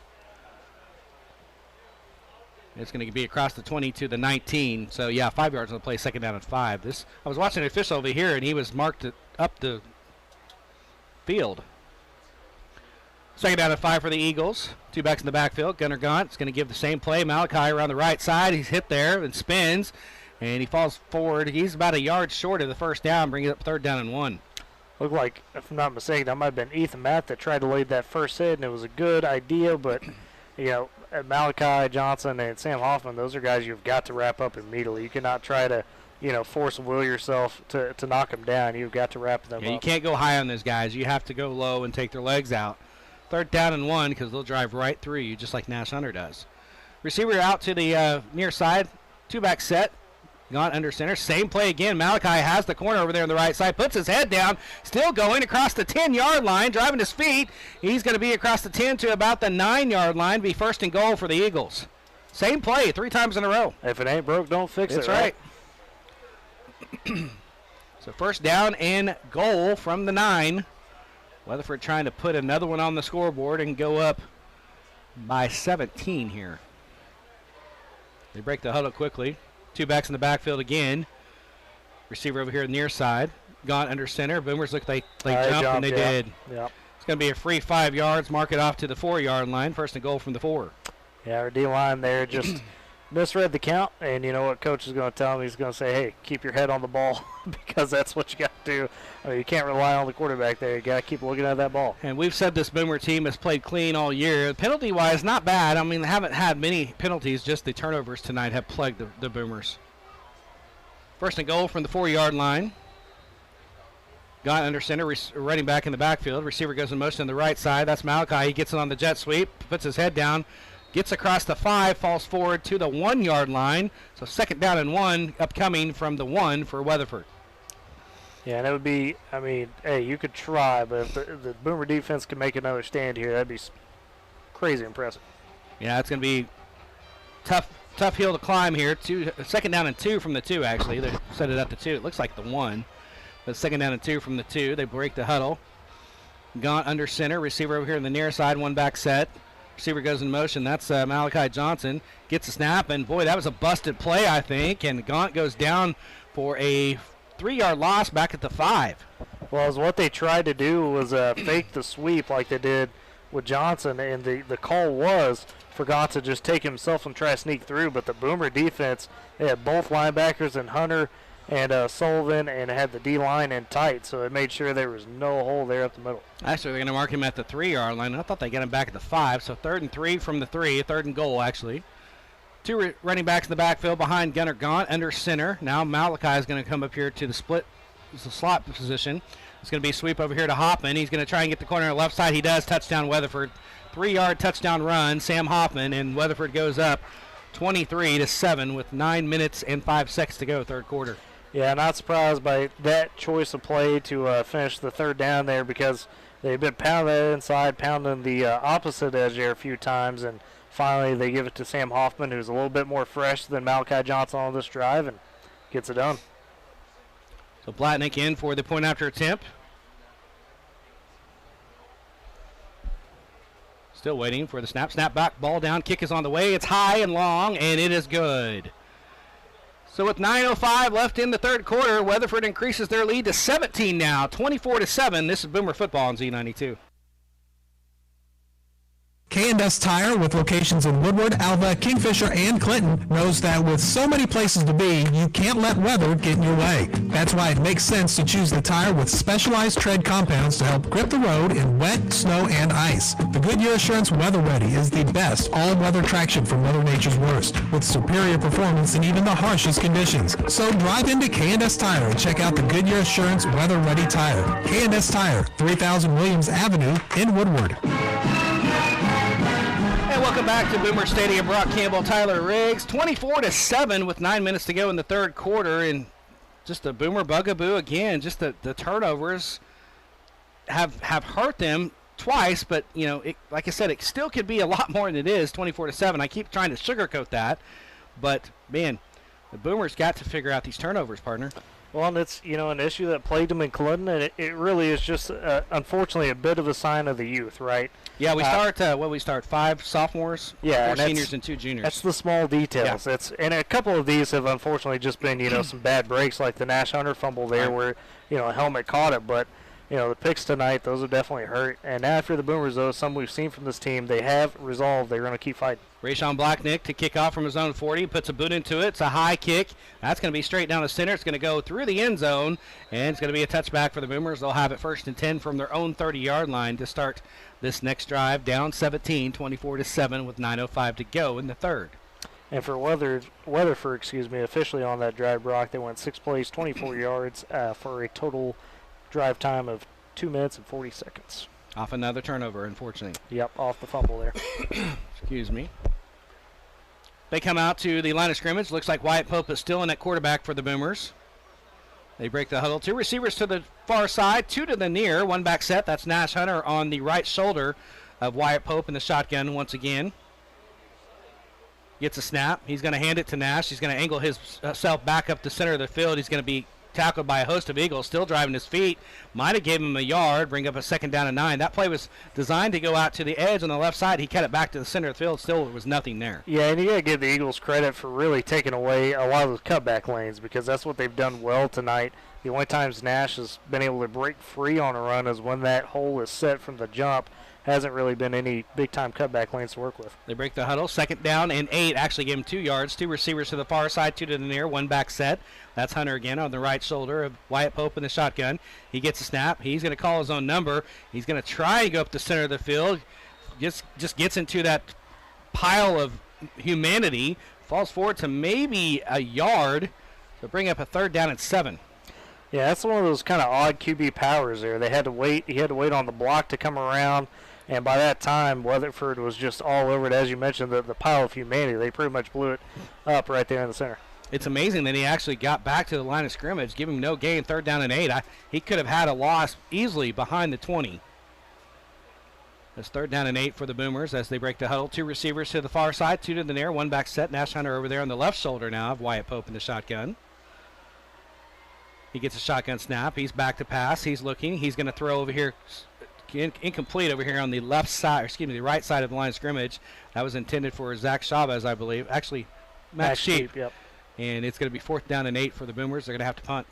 Yeah, tough play there. Pope, you know, you can only take so much time to get your arm to warm up when you're not ready, per se, to step in there all of a sudden and throw a little bit. And that one just led him a bit too far. Max Sheep to punt for the Boomers. He'll stand at his 10-yard line. And back to receive is Cam Petit. I got it right finally, as he's back to receive about his own 46-yard line. Max gets the snap. He puts a boot into it. Act like he was going to maybe run with it. Nice kick down the center of the field. Campati falls down as he catches it at the 40-yard line with 7:34 to go in the third quarter. This is Boomer Football on Z92. Real estate. Whether you are thinking about either buying or selling, you should definitely consider taking advantage of the services offered by Design Realty. We are located at 1915 Oklahoma Avenue, across from Sonic, and can be reached at 256-7363. Design Realty, like the Boomers, strive for excellence. Doug Even and Gary Wise have years of experience and would be pleased to assist you in all your real estate matters. Welcome back to Boomer Football. Weatherford has it, 1st and 10. Back to pass is gone. He fires over there to the right side. It's complete. Sheds a defender. Does the receiver over there. That's Mayfield. He still thinks he's on his feet. He's not marked down. Actually, they did mark him down back here. Across the 50. They marked him down at the 47-yard line. He thought he was still on his feet. Yeah, Petit showing that personality again. Yeah. He's... It's one of those deals where I guess, hey, if you don't hear the whistle, you got to play through it. Yep. But he's, as we saw with the marker there, where he got down on the ground to view it, he's definitely a bit of a interesting player out there. Yeah, probably a jokester a little bit. 1st and 10 for the Eagles, though, on the play. He made a couple Boomers miss and went up the sideline over there on the far side for a good gain up to the Boomer 47 across midfield now. The Eagles have it, and they have a 17-point lead, 7:18 to go, third quarter. 24-7, Weatherford on top. Receiver to the far side, one to the near, one back set.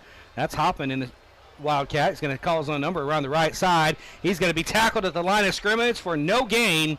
Nice play over there on the left side of the line of scrimmage for the Boomers. Yeah, Nash Hunter, once again, he's had a couple of those where he just fought hard to get through that, massive humanity, as you've called it, there in the center of the field where these lines meet, and has just come up with another good stop. 2nd down and 10 for the Eagles. From the Boomer 47-yard line, up 17, Weatherford taking their time. Only traveled 26 players here today, so they're taking their time and really bleeding this clock now. Yeah, they're appreciating a little bit slower pace here. That's right. Gunt back at quarterback. He's going to fire short over here, incomplete. That was intended for Malachi over here on the left side of the field. Left side of the field. So it brings up 3rd down and 10 for the Eagles. Yeah, and gone again, facing that pressure. If you could just keep pressure on him, he'll throw some wild ones, but you got to give credit to the Weatherford Eagle line because they've done a pretty decent job of at least pushing that pressure to the outside where Gaunt's had enough time to throw. This is the down that Boomers have had trouble with, getting off the field 3rd and long. Got to get a stop here for the Boomers.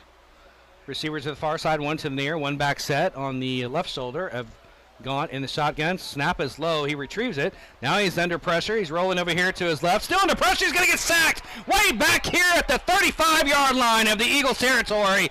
And it's going to be punting time for the Eagles. 4th and forever. And there's the stop we needed right there. Yeah, Wyatt Pope and Wodarski getting downhill and making sure that as soon as that play got a little crazy, you were not going to recover from that. Great job by those two. So officially the sack back to the 37-yard line. So they had the ball at the 47. So bring it back to the 40. That's a 20-yard loss on the sack. Good grief, because it was at the Boomer 47. Now it's at the Weatherford 47. Did I do that right? Was that right? Is that 20 yards? I don't know. It was a big loss. What a roll here on the spot. Big roll by Blatnick. And he's going to roll all the way inside the 10 to the 9 with 5:36 to go in the quarter. And we're going to take another timeout. This is Boomer Football on Z92.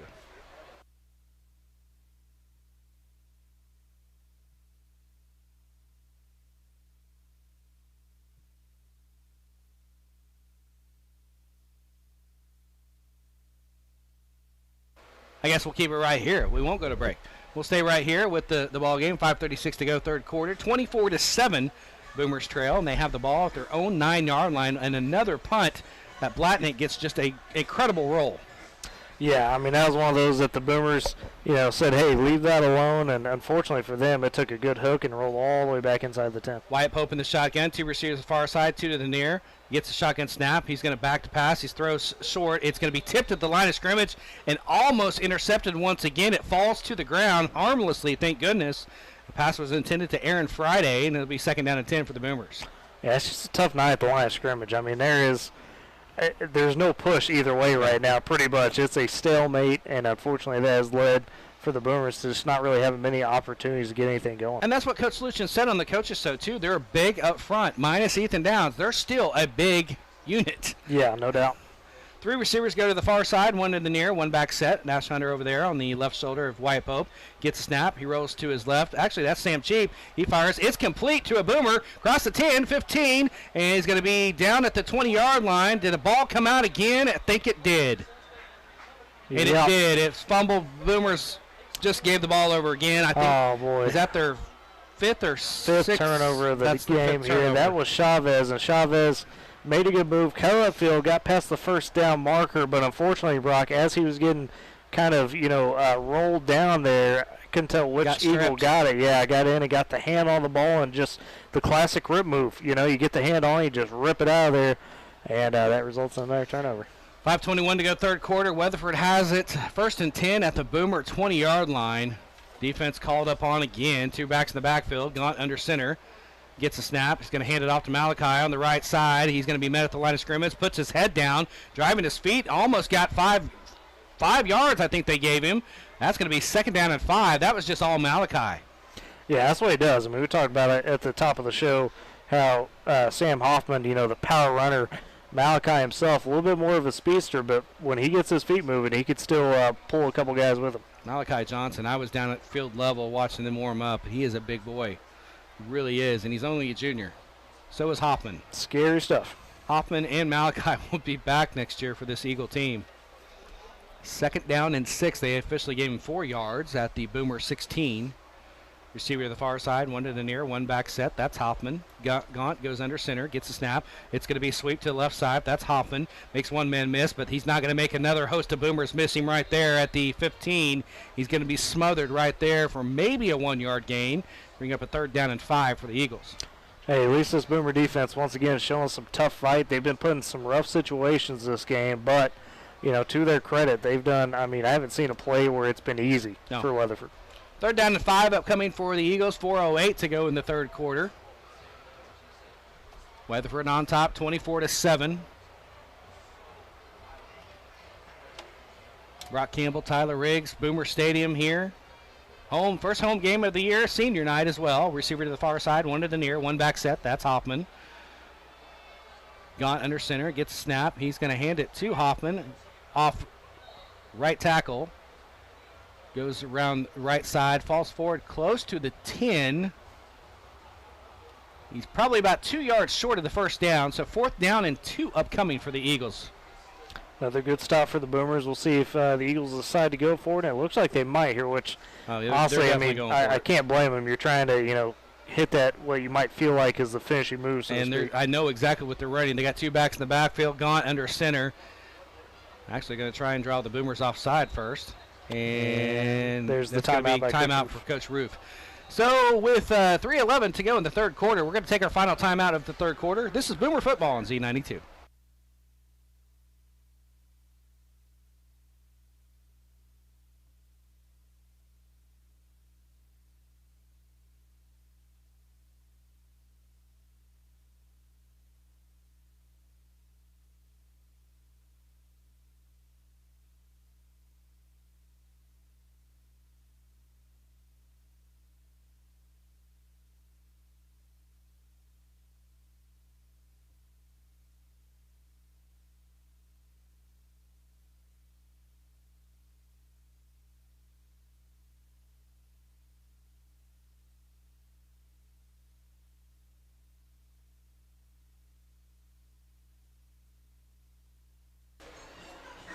And back to Boomer Stadium, 24-7. Weatherford on top at 3:11 to go in the third quarter. 4th down and 2 from the Boomer 12-yard line. Big stop here for the Boomer defense. Yeah, now they tried to draw you off sides, and here you got to make one final stand. 4th and 2. Got under center, gets a snap. He's going to hand it off to Malachi, trying to get that right corner. He does. He got out of one tackler, spun out of another, and he got the first down. They had him in the backfield, but this is exactly what I thought they were going to call on that 4th down and 2, and that's what they did. Yeah, it was Cole Parker, and I'm not quite sure if it would have been enough to stop Johnson. It was right there at the first down marker, but Cole did all he could to try to hold on to him, but Johnson just kept those legs churning. So 1st down and goal at the 6-yard line for the Eagles.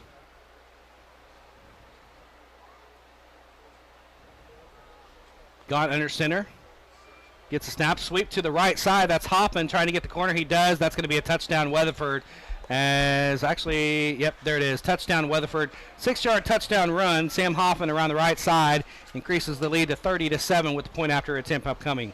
And it was just, one of the things I saw on film with this Weatherford team is that when they do hit those sweeps, those pitches, they seal the edge very, very well. And that right there was a classic example where, when they get that big seal, there's almost no stopping Sam Hoffman.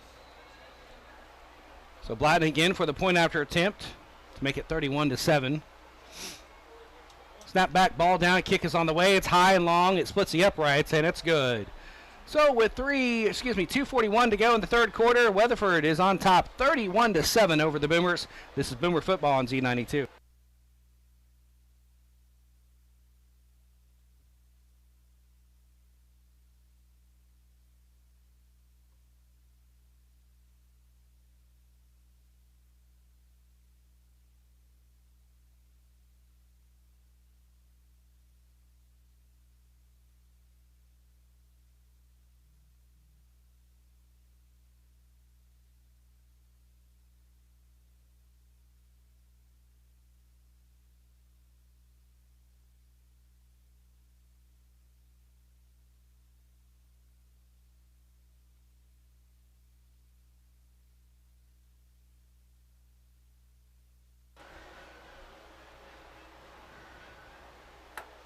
And welcome back to Boomer Football. It's 31-7 as we have about 3 minutes and change in the 3rd quarter left, partner.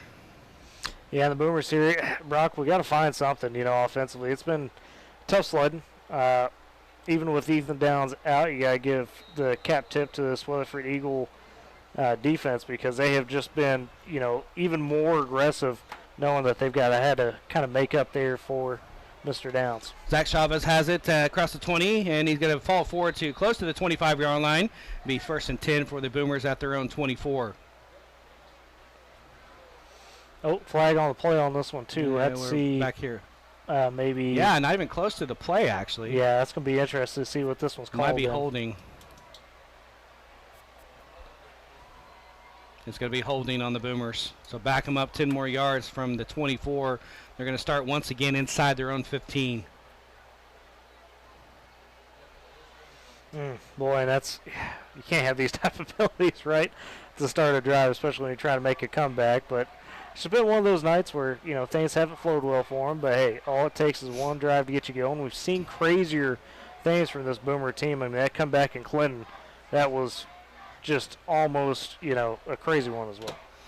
1st down and 10 for the Boomers at their own 14-yard line. 2 receivers to the far side, 2 to the near side. 1 back set. That's Nash Hunter on the right shoulder. Wyatt Pope in the shotgun. Gets a snap.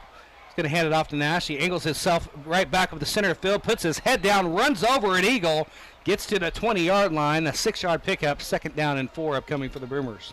There you go. Hey, 4 or 5 yards at a time. Maybe 6. They might have gave him 6 there at the end of that one. So, yeah, actually they gave him 7. 2nd and 3. Yeah. So, hey, why not? 2nd down and 3 for the Boomers upcoming from their own 20-yard line.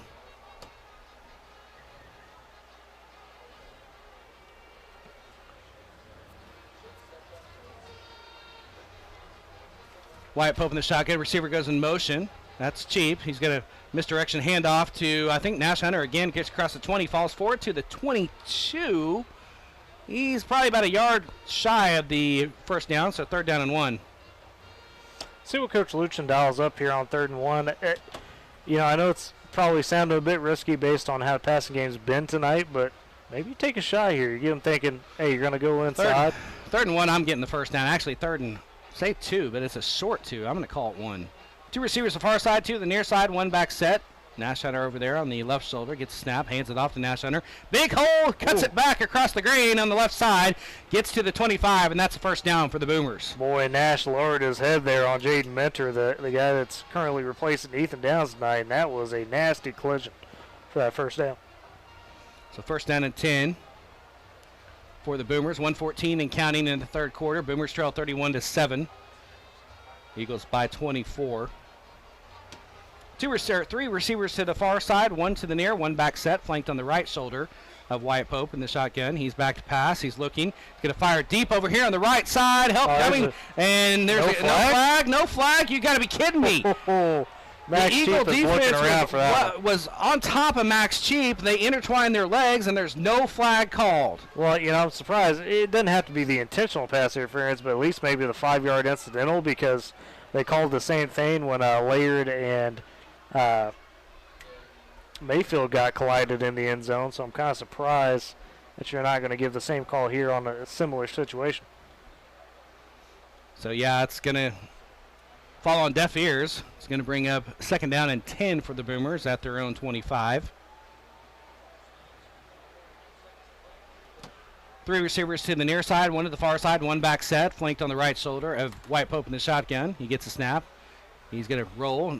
Flings it over here to the right side. That's Max Cheap. Makes one man miss. Gets across the 30 and then hit out of bounds at the 32-yard line. And he needs to get to the 35. So he's going to be about 3 yards short. Bring up a third down and 3 for the Boomers. Not bad here. And, the thing I'm liking, Brock, is despite the turnovers, despite the issues, they're still out there trying to play with some confidence. I mean, you mentioned Sam Cheap, and just nothing's going to phase him, right? So these turnovers, the picks, he's not even worried about those. He's just, hey, how can I get the next play off and make sure it's the best play we got? Three receivers go to the far side, one to the near, one back set. Nash Hunter over there on the left shoulder of Wyatt Pope in the shotgun. Gets a snap. He's going to call his own number. Around the right side, he's going to be stacked up at the 32. Might have lost a yard. It's going to be fourth down and 3 upcoming for the Boomers. I like the idea, but once again, Weatherford has just been phenomenal on the edges every time the Boomers have tried to bounce it out.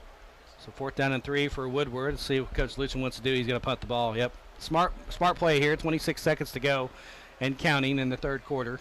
Yeah, and unfortunately, if this ball, was near that 50, I feel like you'd probably go for it, but you can't risk it with it being, not even to your own 40. You can't ask your defense to play another tough, backed up possession like that. Weatherford wasn't ready for it, so I don't know who we got back to receive the punt. Might be. It's not Petit. It's Bozarth right now. Bozarth. Yep, you're right. Yeah, what's Coach Roof? They're going to let the quarter run out, and that's the end of the third quarter. The Boomers trail 31-7 as we head to the fourth. This is Boomer football on Z92. There are tires, then there are BF Goodrich tires. For the passionate driver, BF Goodrich light truck tires strive to deliver outstanding all-terrain traction, rugged dependability, a quiet highway ride, and the bold look you want for your rig. Don't just get tires that fit your truck, get tires that transform it. Ask about BF Goodrich light truck tires today. High Plains Tire has the expert tire service you need to take your car's performance to the next level. Specific performance may vary by tire model. Tom has been a teacher for over 40 years. One day, I think one of the students had asked the question and he didn't remember the answer. And I also noticed that he was letting his class out earlier than they were supposed to let out. I was really starting to worry. Levi and I talked about how it would change our lives, but he was there beside me. When something feels different, it could be Alzheimer's. Now is the time to talk. Visit alz.org/ourstories to learn more. A message from the Alzheimer's Association and the Ad Council. And welcome back to Boomer Football. Brock Campbell, Tyler Riggs. 4th and 3 as we start the fourth quarter, and the snap goes over to Max Cheap's head. He gathers us at the 5. He's trying to get out of danger, and now he's going to get a boot into it. Nice job getting the punt away. He's going to get a bit of a roll across midfield, falls forward to about the 40-yard line, gets a nice roll. Boy, that was a good play by the senior there. That was a phenomenal effort to make sure that was not worse than it could have been. I mean, we've seen plenty of situations like that where that results in a safety or a touchdown for the other team. For him to be able to collect that, just give it a nice solid boot, and really make sure Weatherford didn't have the absolute best field position. Great job. First down and 10 for the Eagles at their own 40-yard line with a 24-point lead. 11:43 to go in the ball game. 31-7 is the score. As Weatherford breaks the huddle, comes out for their next possession.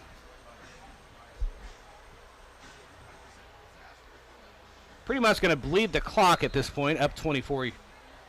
Oh, yeah, they're going to be all control. They're not going to care if they score or not on this drive. It's all about, just like you said, bleeding that clock as much as possible. Gaunt goes under center. He's going to hand it off on the end around on the jet sweep. I believe that was Bosarth. We got a flag down. That's in the area of holding. It might be a face mask, yeah, too. because that was kind of an awkward tackle there by Wyatt Pope, and I don't think he meant to, but it might be that face mask. We'll have to see. See what Doug Swanger has to say about it. Referee tonight's ball game.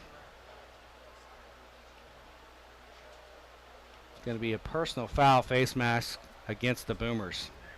Yeah. Boy, it's just that kind of night. It is. You just can't catch any breaks, you know. When it's not your night, it's not your night, and this has not been indicative of the first 2 games that the Boomers have played. It's just been undisciplined and just filled with turnovers. And you can't do that against a number 2 team in 4A. Right, and regardless of having Ethan Downs on the field or not, or how many guys you got able to come in and sub and catch a breath, this is, as you mentioned, still the number 2 team in 4A, and they're playing like it. And the ball moved over the Boomer to the Boomer 45-yard line. So 1st and 10. Weatherford hasn't broken the huddle yet, and now they finally do with 14 on the play clock. Now 10. 2 backs in the backfield. Gaunt under center. Gets a snap. He's going to hand it off to Malachi Johnson. Now he cuts it right back up center field, and he's gone. 35-30, 25, 20, 15, 10, 5, and he's caught from behind by Chavez about the 3-yard line. Max First and goal. Actually, Max Cheap. 1st and goal at the 3 for the Eagles. What a cutback by Malachi Johnson. Yes. The Boomers, we thought maybe had it stopped, and he just identified a huge cutback hole there. And as you mentioned, he was off to the races. Max Cheap, though, making a touchdown saving tackle. So 1st and goal for the Eagles at the Boomer 3-yard line. 10:55 to go in the ball game. They are up 31-7 on the Boomers here at senior night. First game of the year at home. And even with several guys quarantined and several guys not here, Weatherford is just that good. 2 backs in the backfield. Gaunt under center.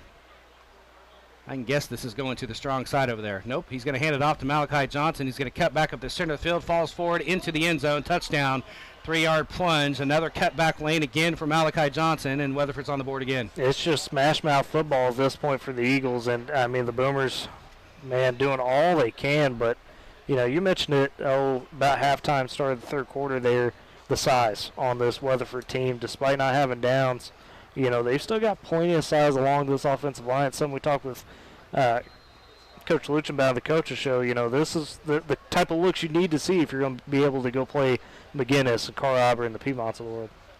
Snap back, ball down, kick is on the way. It's high and long, and it is good. With 10:28 to go in the ball game, Weatherford leads it 38-7. This is Boomer football on Z92. If you're an owner or operator that has been put in the shop due to breakdowns, let Diesel Dynamics LLC get you out of the shop and back trucking. Diesel Dynamics LLC is a high-quality truck and rig engine repair shop that offers 24-hour service. At 38757 South County Road 200 in Woodward, they take care of all your repair needs. Give Tim a call at 580-334-0485 or at the office at 580-254-2199. Go Boomers! Welcome back to Boomer football. 38-7, Weatherford on top of the Boomers as we are about 10 minutes and change before this one ends. And when it's not your night, it's not your night. Yeah, I mean, it sounds so simple, right? You come out, you try to play mistake-free, but with the defense that Weatherford's displayed and a couple of these unlucky fumbles at the end of this, it can be tough to pull forward here and, you know, continue to try to finish this game. But for the Boomers, hey, this is non-district. So, you know, at least at the end of the day, you can look back at it and say, well, hey, despite the result, our season is still in front of us. Rayshawn Blackneck to kick off from his own 40. He puts a boot into it. High kick right down the, actually angling to the right side. Chavez bobbles it a little bit, has it at the 10, 15, angling over here. And he's trying to dance. It's not going to happen with the Weatherford team, and he's going to get tackled at the 15-yard line. And that ball almost got taken away from him again. He got, as he was getting wrapped up there by Braden Earp made it to where he outstretched his hand a bit, and that almost resulted in their turnover. Good thing about this is there's plenty to see on game film going into the McGinnis, and you got 2 weeks to get ready for McGinnis. That's another good thing as well. That's a blessing right there. That you got 2 weeks to do that. You got 2 weeks of film and all that good stuff to get ready for McGinnis, because obviously we're not playing Western Heights next week. Yeah, like you said, this is non-district, doesn't count, but you still want to win games, you still want to be competitive as well. Wyatt Pope. Actually, that's Sam Cheap back in the game. He's going to fire over there. It's complete. Nice catch going at the high point. And that is Aaron Friday over there on the right side, making the catch for about 9 yards, 2nd down and 1. Well, that was Mayfield that just absolutely put a hit on, but credit to Aaron Friday for looking that one in and making sure he held on through the catch. So 2nd down and 2, actually, we'll call it. A gain of 8. Wyatt Pope bringing the play back in. Sam Cheap back in at quarterback for the Boomers. Under 10 minutes to go, 9:50 and counting, 38-7 Weatherford on top. Boomers break the huddle. Receiver goes to the far side, 3 to the near side, 1 back set. That's Nash Hunter on the left shoulder of Sam Cheap in the shotgun. He gets a snap. He's going to roll over here to his left. He's going to get sacked in the backfield at the 20-yard line. And that was that Petit? That was Beck, I believe, getting down. Him or Hoffman. It was Hoffman. On the edge, it's a single number. No, it's number 3. It's not number. It's number 3. That was Bryson Cook. Oh, Bryson Cook from the safety position. Yeah. And he gets a sack. The second one tonight, I believe. Or is it 3? I don't remember. 9 minutes to go exactly in the ball game. 38-7, 3rd and 5 for the Boomers, as they lost yardage on that last play. 2 receivers the far side, 2 to the near, 1 back set. Nash Hunter on the left shoulder of Sam Cheap in the shotgun. He's back to pass. He's looking. He's firing deep over here. It's for Taylon Laird, and he tried to out-jump his opponent, Sam Hoffman. And just a good defensive play by Hoffman. He has a couple words to say to Taylon, and it's going to be 4th down and 5. Yeah, you got to give Taylon credit. Knew he had the size advantage and really tried to stretch out and get up for that one. Using some of those basketball skills that he's learned over his early career here at Woodward. Just couldn't quite get the hand on it, though. Max Cheap back to punt for the Boomers. Nobody back to receive for the Eagles, though. Now there's somebody that goes back there. I think that's Bosarth. Max gets a snap. Now he's going to fake it. He's going to run over there right side. He's got the first down across the 30, 35, 40, 45, and he's out of bounds at the where's the referee marking it? That was tough to tell. 37-yard line. He got the first down on the fake punt on the right side. Caught Weatherford sleeping a bit. You mentioned they weren't quite sure, if who was going to be back on the punt, and because of that, Max Cheap made the right read, and all of a sudden you get all the space there. And they originally thought that they might fake it, and they were all up defending like the regular defense. Then they dropped the guy back, and then that's when Max was like, okay, well, we got you. And he got the corner in a first down, a big first down across to the 37-yard line. So the Boomers keep the drive alive. Receiver to the far side, 2 to the near, actually 3 to the near now, as Chavez comes over here to this near side. 1 back set. Sam Cheap in the shotgun gets a snap. He's going to roll to his left. He's going to fire across his body. Boy, it was intended for one Boomer, almost hit another Boomer, as I think the intended receiver is behind him. Then it almost connected with Max Cheap back here at the 40, but it falls incomplete. Yeah, I like the throw, though. It's such a tight window. I mentioned earlier how because of the aggressiveness with this front 7 for Weatherford, you're going to see a lot of zone on the back end of the defense. And one of those spots right there, another zone read, if you will, and just couldn't quite find the receiver, but I definitely like the aggression. 8:22 to go in the ball game. Boomers have it down 38-7. 2nd and 10 from their own 37. 3 receivers in the near side, 1 to the far side. Sam Cheap in the shotgun. He's back to pass. He's looking, still looking. He's going to fire over here short. It's caught by Taylon Laird at the 45. Tries to make one man miss. Falls forward to close to midfield. They're actually going to give him, I think, the 49.5, and that's going to be 12 yards in the play and a first down for the Boomers. And, hey, that's what we talk about, Rock, right? Finish strong. They know at this point comeback's not likely, right, but if you go out, you hit some high notes here to end the game. You got some good momentum to work with going into the practice next week, and as we mentioned too, you got a lot on film you can look at. 8 minutes exactly in the ball game to go. Boomers have it 1st and 10 at midfield, down 38-7. 3 receivers to the near side, 1 to the far side, way out to the far side.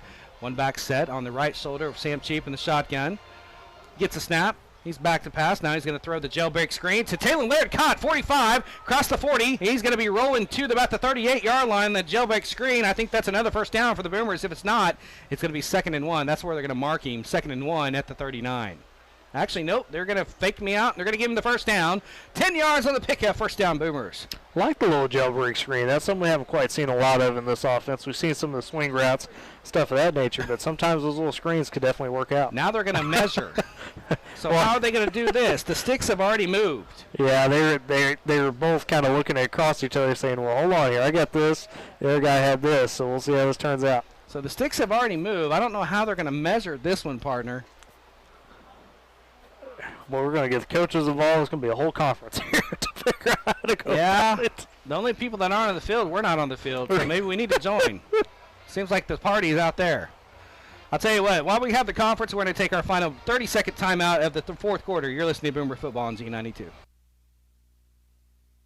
Fall is here, and that means open enrollment for health insurance and Medicare is just around the corner. Bentech Insurance Agency is a certified enrollment center for health insurance policies on and off the health insurance marketplace. If you are over 65, Bentech can also help you enroll in Medicare products. Annual enrollment period for Medicare is October 15th through December 7th, and open enrollment for health insurance is November 1st to December 15th. Call your hometown agents Clint White, Lindsey Custer, or Rosanna Thompson at 580-256-9918 and let them provide all of your insurance needs.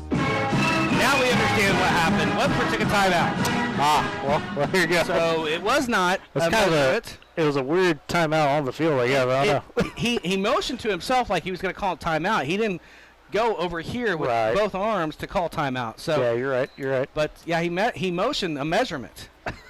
So I don't know what happened. But anyways, we're back to action. 3 receivers to the far side, 1 to the near, 1 back set. 1st and 10 for the Boomers at the Weatherford Eagle 39-yard line. Sam Chief in the shotgun. He gets a snap. He's back to pass. He's looking. He's going to fire long over there on the right side. Has a receiver, and it's going to be out of bounds. I think that was Max Chief trying to use that body as a basketball defender and box out, but the pass was too far out of bounds. He was open, though. He was, and it was just a really tough adjustment to be able to make there on the sideline, as you were talking about, but kudos to Max for going all out. Almost wound up on the track.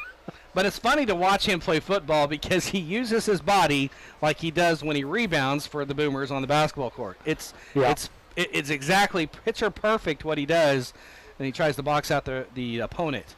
3 receivers over there to the far side, 1 to the near, 1 back set. Nash Hunter over here on the left shoulder of Sam Cheap in the shotgun. He's back to pass again. He's looking, still looking. He's going to fire long down the seam now. Has a receiver. Has 2 defenders in front of him. Is it caught? Or is it intercepted?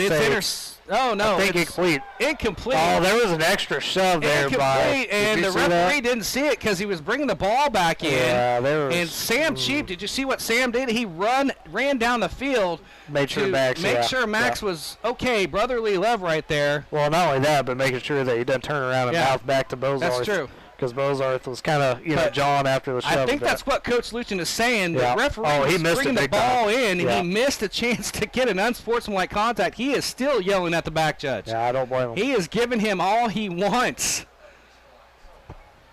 And now he's going to give it to the linesman right here in front of him. It's one of those nights. It's just one of those nights that just nothing has really just gone right for the Boomers. I mean, that's not sugar-coated. It's just not one of those games. You just want to flush this game. You want to learn it from the film, but just flush it after that. 3 receivers to the far side, 1 to 2 to the near. Goes in motion is Nash Hunter. Back to pass. Sam Cheap. He's going to fire down the left side. He's got Taylor Laird in there. It's caught. Is it caught? No, it hit the ground. I thought he caught it into the end zone. Oh, man. And it's going to be 4th and 10 for the Boomers. And that was a tough fall there for Laird, too. He got rolled up on by a couple Eagle defenders. That's why he's a bit slow to get up. Yep. It's one of those that takes the breath out of you as soon as you hit the ground. But he got behind the defender once again. Another good ball by Sam Cheap. Just didn't bring it in as he hit the ground. He's going to have to come out. Yeah, I mean, he's got to catch his breath because, I mean, that was one of those falls you mentioned. He had to try to bring it in, and I think, as he's coming down, he's getting, He might have fallen on the ball in the stomach, too. If that's the case, then that really takes the air out of him. Oh, yeah, big time. Fell on the ball and then had an eagle fall on top of that. So, definitely a bit rattled up. He'll be fine, though. So 4th down and 10 for the Boomers at the at the Weatherford 39-yard line. 7:01 to go in the ball game. They'll definitely go for this at 4th and 10. And now they're going to talk about it, take a timeout. We're going to keep it right here. As we have any scores that we want to go through while we've got it with Class B? We haven't really checked on Class B. Let's go through Class B. Oh boy, Buffalo took it to Turpin 50-0 in that one. As a final there, Velma Alma currently up over Tipton 52-36 in the third quarter. Pioneer Pleasantville up 46-6 over Wacomas. Pioneer Pleasantville is a much improved ball team this year. Yeah, Winoka currently up on Ringwood 44-28 there. So Winoka still trying to take care of business and remind people, hey, we made it all the way last year. We just couldn't quite finish it off. While you go any further, we'll let people know that we will be in Laverne next Friday for the Laverne Pioneer football game. So that'll be right here on Z92 because Woodward has the week off. We don't have the week off. So we'll be at Laverne versus Pioneer. Go ahead, Parker. Sorry. And then, Coach, you talked to her there, Craig Hickson. They're taking care of business against Cherokee, 56-20 in the fourth there. So the Indians just doing what Shattuck does. Keeps rolling. Midway took it to Gaines there, 62-12. That's Gaines. a fine Gaines. Yeah. Gaines. Yeah. Medford currently up on Pond Creek Hunter 30-28 as well there. We'll get in some Class A scores if we can. 4th and 10 for the Boomers. They're going for it. 3 receivers to the far side, 1 in the air. Back to pass. Rolling to his right is Cheap. He's going to fire deep down the center of the field. He's got a receiver. It's caught at the 5. Did he get in the end zone? He did. Chavez. 39-yard touchdown. Sam Cheap to Zach Chavez. Roll wagon, touchdown Boomers. And there you go, the strike over the top. They just had to keep doing it. My bad, that was actually Max Cheap. Max Cheap, that was cheap to cheap connection. Yeah. Well, usually Chavez is the one that winds up with the shoulder pad over the jersey. This time it was Max Cheap. So the frugal connection hits again. Daniel Pinkert on for the point after attempt with 6:54 to go in the ball game.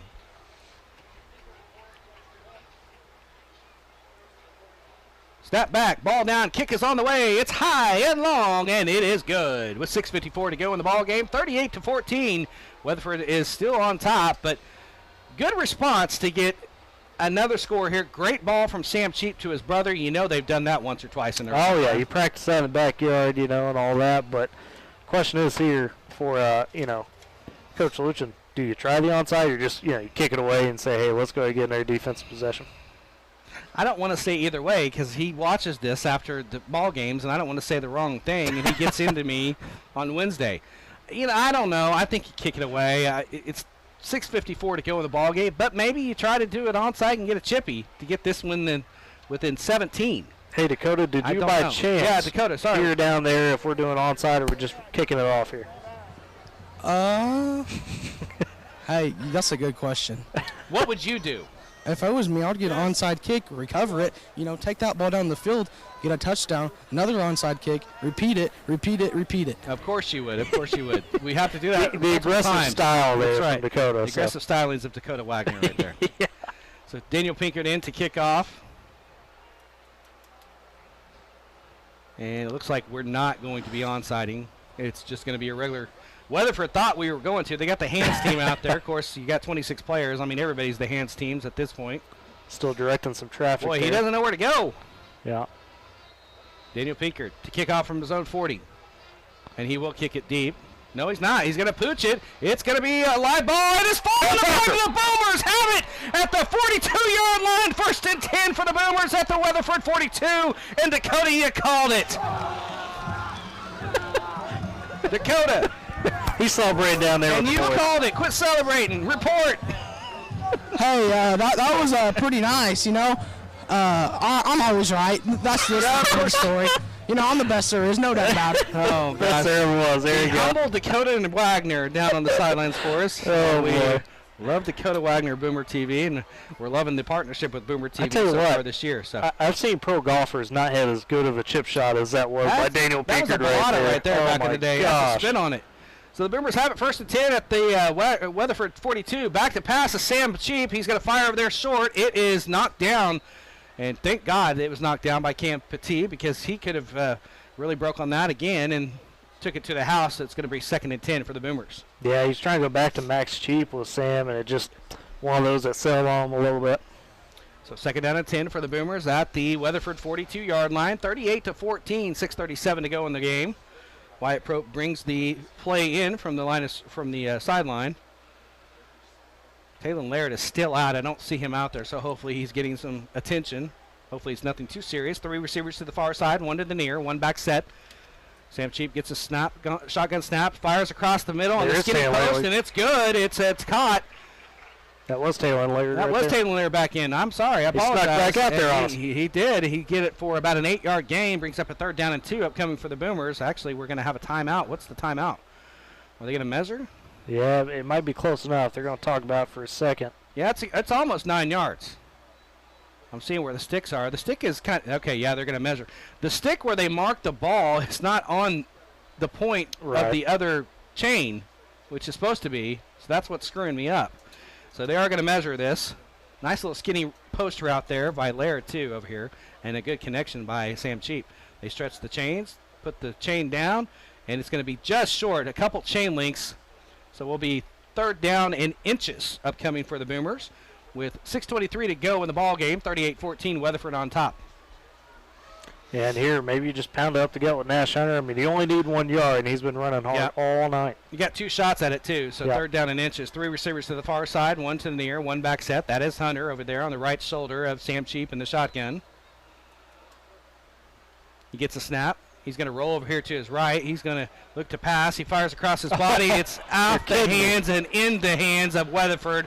Another interception. Weatherford's going to take over 1st and 10 at about the 22-yard line. Good gravy. I mean, if that doesn't sum up the night, I don't know what does. That's a microcosm of everything that's happened tonight. And that was Chavez, who's usually very sure-handed. I don't think he was trying to look forward and run with it. It was just one of those that slipped out. And I think slipped out. I think when they go back and watch the film here, partner, he had an opportunity to get that 1 yard. Oh, yeah. Well, he had grass in front of him, and I think that's what Coach is probably going to say. Hey, get that 1 yard, get us a 1st down and another set of 4 downs. Yeah, no doubt. And that's that's a young QB there trying to make the play rather than maybe seeing what's in front of them. 1st and 10 for Weatherford with 6:14 to go in the game from their own 23-yard line. Pitch over here to Malachi Johnson. He falls forward to maybe the 24-yard line. Give him a yard in the play. 2nd down and 9 upcoming for Weatherford. Don't be yawning. I caught a big one there. Sorry. I'm trying to cue you up, and you're yawning over here. 38-14, 5:55 and counting to go in the game. Weatherford on top by a bunch. That's going to be 24 points. Yeah, I had to do a quick add there. Up by 24 points are the Eagles, taking their time. Play clock down to 12. Receiver to the far side, 1 back set. Gunnar Gaunt under center. Gets a snap. It's going to be sweep to the left. That's Hoffman. Now cuts it back up the center of the field, met by a big host of Boomers. And he goes nowhere for no gain. Brings up 3rd down and 9. Got to at least be impressed with what this Boomer defensive line front 7 have routinely been able to do. Only 2 big runs that I could think of. One from Malachi Johnson, big cutback here in the 3rd quarter, and then one from Sam Hoffman there in the 1st half. It's really been the big plays as far as the run game goes. Other than that, it's been mainly through the air, and obviously because of some of the tough field positions they've had to work with as well. Under 5 minutes to go in the ball game. Weatherford has it 3rd and 9 from their own 24-yard line. They break the huddle. Gaunt under center, running back behind him. Receiver to the far side. There's a pitch over there on the left side, and cutting it back up to the center of the field is Hoffman as he tried to go to the sideline, then cut it back up the field. Falls forward to maybe the 29, got 5 yards, needed 9. It's going to be 4th down and 4. Yeah, and here for Weatherford, they're just going to let the clock run. They'll probably take a timeout and then punt. That's what I'm guessing. Oh, there was a penalty there on Weatherford, actually, a holding maybe. Hey, Dakota, down there on the sideline, have you heard anything about, any coach giving some words of encouragement to the young quarterback, Sam Cheap? He said just keep pushing. Just keep pushing. Yeah, because it's that kind of night when it goes off of your own teammates' hands into the hands of Weatherford. You just know it's just that kind of night. You got to shake it off. Yep. As Sam Cheap walks by Dakota there, walks by. He's probably telling him, hey, we're talking about you. It's all good. It's all good, Sam. So Weatherford is going to be Back to punt, 4th and 5. Blatnick will put a boot into it. Back to return the kick is Chavez. That's going to be a short kick. Gets another roll, another Eagle roll across the 40. And then down at the Boomer 39-yard line. 1st and 10 for the Boomers at their own 39 with 4:27 to go in the game. Yeah, I guess here, Brock, do you just keep firing it, or do you maybe work on some things offensively? You know, do you go to a couple runs, or you're just going to say, hey, let's get out there, spread it out, and start firing over the middle? That's an interesting question, and I wish I had that answer. If it were Luchin, I think he's probably going to still work on some things because it's an opportunity to get some things on film and learn from it. You got 2 weeks before McGinnis, so I think it's just a chance to learn from some things on film. So 3 receivers to the near side, 1 to the far side, 1 back set. Nash Hunter on the left shoulder of Sam Cheap in the shotgun. Gets a snap. He's going to roll to his left. He's going to fire. No, he's still waiting. He's going to fire short. It's caught. Boy, he was draped by a Weatherford defender. That was Jacob number 10. Wilson. Jacob Wilson was all over Zach Chavez, but he still comes up with the catch and gets about 4 yards in the play. Actually, they're going to give him 5, 2nd down and 5 to the 45. You knew Zach Chavez was not going to let another opportunity go through his hands right there. He knew he was going to make up for that. 4:19 to go in the ball game. 2nd down and 5 for the Boomers. They're down 38-14 to the number 2 Weatherford Eagles. Out of Class 4A, Weatherford 2-0, looking to go to 3-0 with this lead if it holds. Boomers 0-2. 3 receivers to the far side, 1 to the near, 1 back set. Nash Hunter over there on the right shoulder now of Sam Cheap in the shotgun. Gets a snap. He's going to roll to his right. Now he's going to look back to his left. He's fired down the left sideline. That's Taylor Laird, and he went up high, and poking it out at the last second was, I think, who was that, 12? That was at Wilson again. Jacob Wilson again over here on the defense. Brings up 3rd down and 5 for the Boomers. And Laird really wanted that one. He got right back up and was kind of, shaking his head because he knew he high pointed it well. But, the tough part of that is trying to have the concentration all the way through, especially with the guy draped on you. Well, and you got to remember he was injured, so maybe that might be in the back of his mind too. He might not be 100%, but he's still out there chugging away. Is Taylor Laird, the sophomore, still the improvement night and day from him from last year to this year? Still, I mean, it's just astronomical. 3rd and 5, 3 receivers to the far side, 1 to the near. Sam Cheap's going to roll to his right. Still looking. He's going to fire. It is going to be caught, I believe, at the 45. He went down and got it at the shoelaces. Aaron Friday. And that was Aaron Friday. 1st down for the Boomers across to the Weatherford 45. Boy, that had to almost be on the ground. That looked, wow. Well, a great job by Friday to get under that ball. That's a tough thing to do as a receiver, to stop your body and really drop and try to get up under that and secure it. 4 minutes to go in the ball game. Weatherford leads 38-14. Boomers have it 1st and 10 from the Weatherford 45. 3 receivers to the near side, 1 to the far side, 1 back set. Nash Hunter over there on the right shoulder of Sam Cheap in the shotgun. Gets a snap, back to pass. He's looking, still looking. He's going to fire over here to the left side, and it was out of the hands of Taylor Laird, right? Johnny on the spot. That was Michael Mayfield making the defense and just popping it out of Taylor Laird's hands at the last second.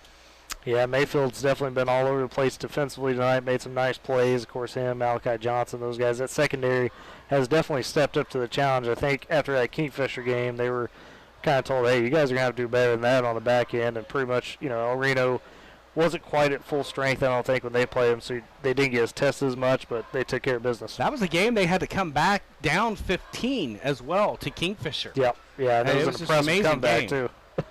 And won it by 1 point. 3:40 to go in this ball game. Boomers have it 2nd and 10 from the Weatherford 45. 2 receivers the far side, 2 to the near, 1 back set. Sam Cheap under at the shotgun. Back to pass, looking. He's going to fire deep over here, left side again. Chavez high points it and catches it at the 27-yard line. That's another 1st down for the Boomers. You know how I see on that sideline down there watching that play? It's old Coach Williamson down there. By old you're Jacob right. Miller. And he's liking that type of play. He's probably telling somebody, yep, that was my boy right there. He was on the phone. Yeah. He's on the phone with somebody. Oh, man. But another 1st down for the Boomers. A 11-yard pickup from the 39 to the 28.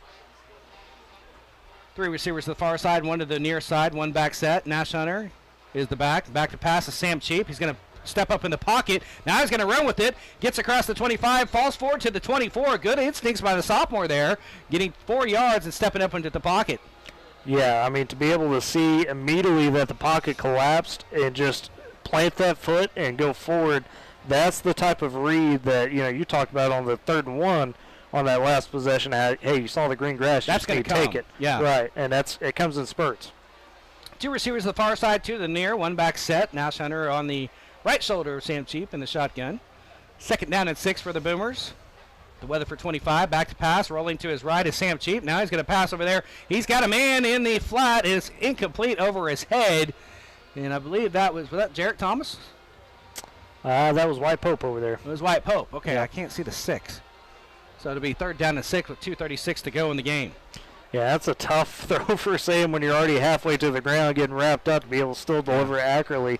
Credit to him for, even trying to get it there. Under pressure, that left defensive end for the Eagles, I believe that was number 63. Was that Bear King again? That one, I believe, was Tyler Jack Hoffman. Yeah. Okay, they moved him to defensive end. Okay, yeah. 3rd down to 6 for the Boomers.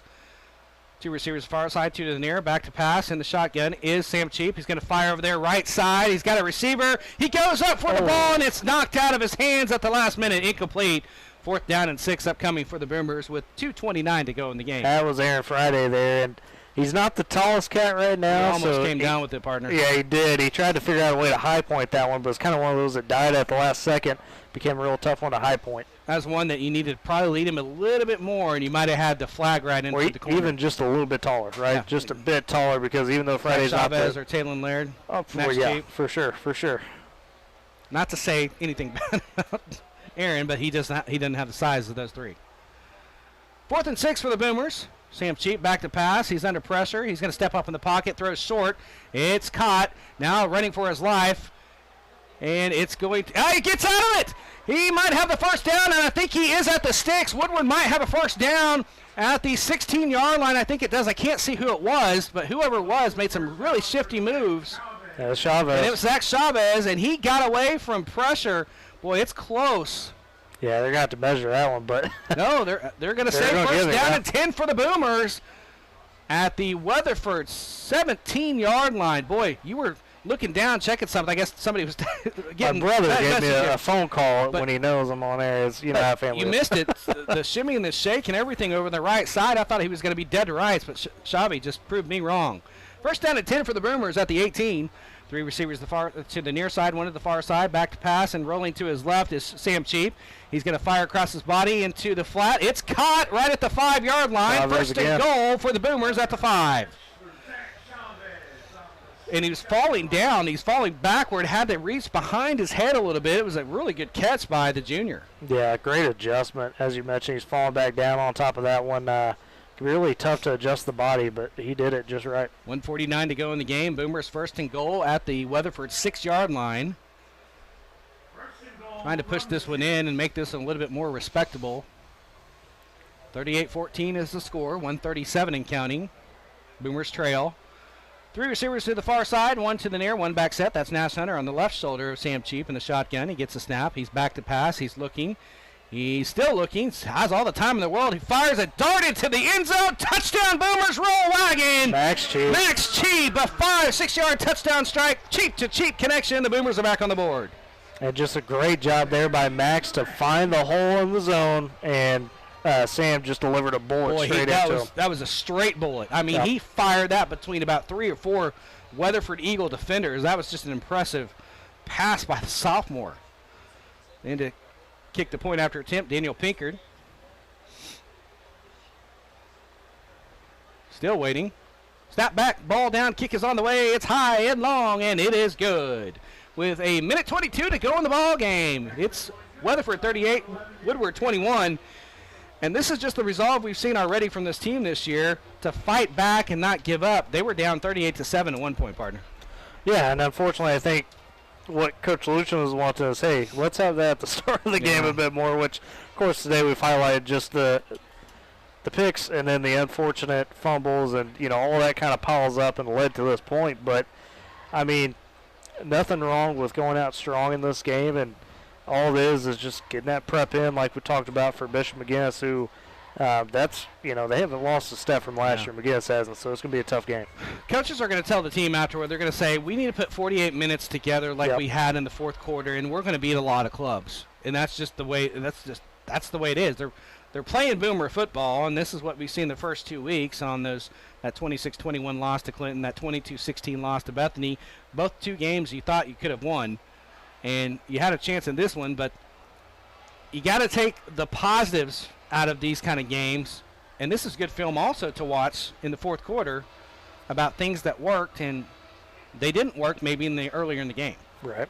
And you can see why. You can see the differences. This is going to be good film for the kids to watch as they have that 2 weeks to get prepared for McGinnis. Daniel Pinker to kick off. He's going to squib it over there on the right side. It's fumbled by the Eagles again, but they finally fall on it and made it interesting where they almost gave it up again. But they're going to take the ball in the possession and the 17-point lead with a minute 22 to go in the game. Yeah, interesting that they had QB1 over there, Gunnar Gaunt, on the hands team, and he almost cost them again right there, but they were able to fall back on top of it. But, man, it must be a nerve-wracking feeling if you're a coach out there facing the Boomers, knowing that a guy like Daniel Pinker could just do that type of stuff at will on a whim, and they say, hey, put a little English on, all of a sudden that ball is crazy. 38-21, Weatherford in victory formation, just takes a snap and takes a knee and lets the clock run with 1:18 to go and counting, and this one's going to be history as Woodward's going to fall to 0-3 on the early season and get ready for district play in 2 weeks against McGinnis in Oklahoma City. As the clock is right at 1 minute right now. We're under a minute to go in the ball game. Number 2, Weatherford's going to go to 3-0 on the year and go back and deal with their situation. Unfortunately, they've got one they have to deal with when they get home. But it didn't affect them here at all.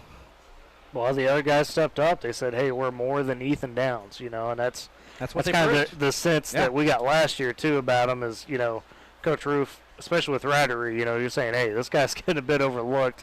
Up until really the season, just because of how good Ethan Downs was. But this game shows you that Weatherford definitely has talent to spare. So Weatherford's going to win it 38-21. We're going to take a timeout. We'll come back with a post-game interview with Coach Lucien after this. You're listening to Boomer Football on Z92. Whether you drive a pickup, SUV, or crossover vehicle, there's a Michelin tire perfect for the driving experience you want. Look to the Michelin family of light truck tires to provide the quiet, comfortable ride you want on the highway or the rugged toughness required on the job site. Whatever your vehicle, there's a Michelin tire perfectly suited for the way you drive. High Plains Tire has the right set of Michelin tires for whatever you drive. See us today. Specific performance may vary by tire model. What can I possibly do to make this stressful time a little better? Here's one thing I found. It's a small thing, a simple thing, a remarkable thing. Smile. You can share a smile from more than 6 feet apart. You can share it socially with the whole world. In fact, right now, I'm smiling at you. And I hope you're smiling back, because smiling is in you from PassItOn.com. When the forgotten poor are suffering and in need of healing, they wait for a ship unlike any other. Mercy Ships, the largest floating civilian hospital in the world, with volunteer medical staff and crew who donate their time to save lives. Heroes of mercy, like these. Every human being has the right to be treated as human, to have a place at the table of the human race. If you could just see the look in the patient's eyes or the smiles that you get when lives have been changed, then it would make it all worth it. We bring hope and healing to one person, but that person belongs to a family, and that family belongs to a community. Together, these heroes of mercy and friends like you bring hope and healing to those who desperately need it. Thank you! Thank you! To learn more about Heroes of Mercy, go to mercyships.org today.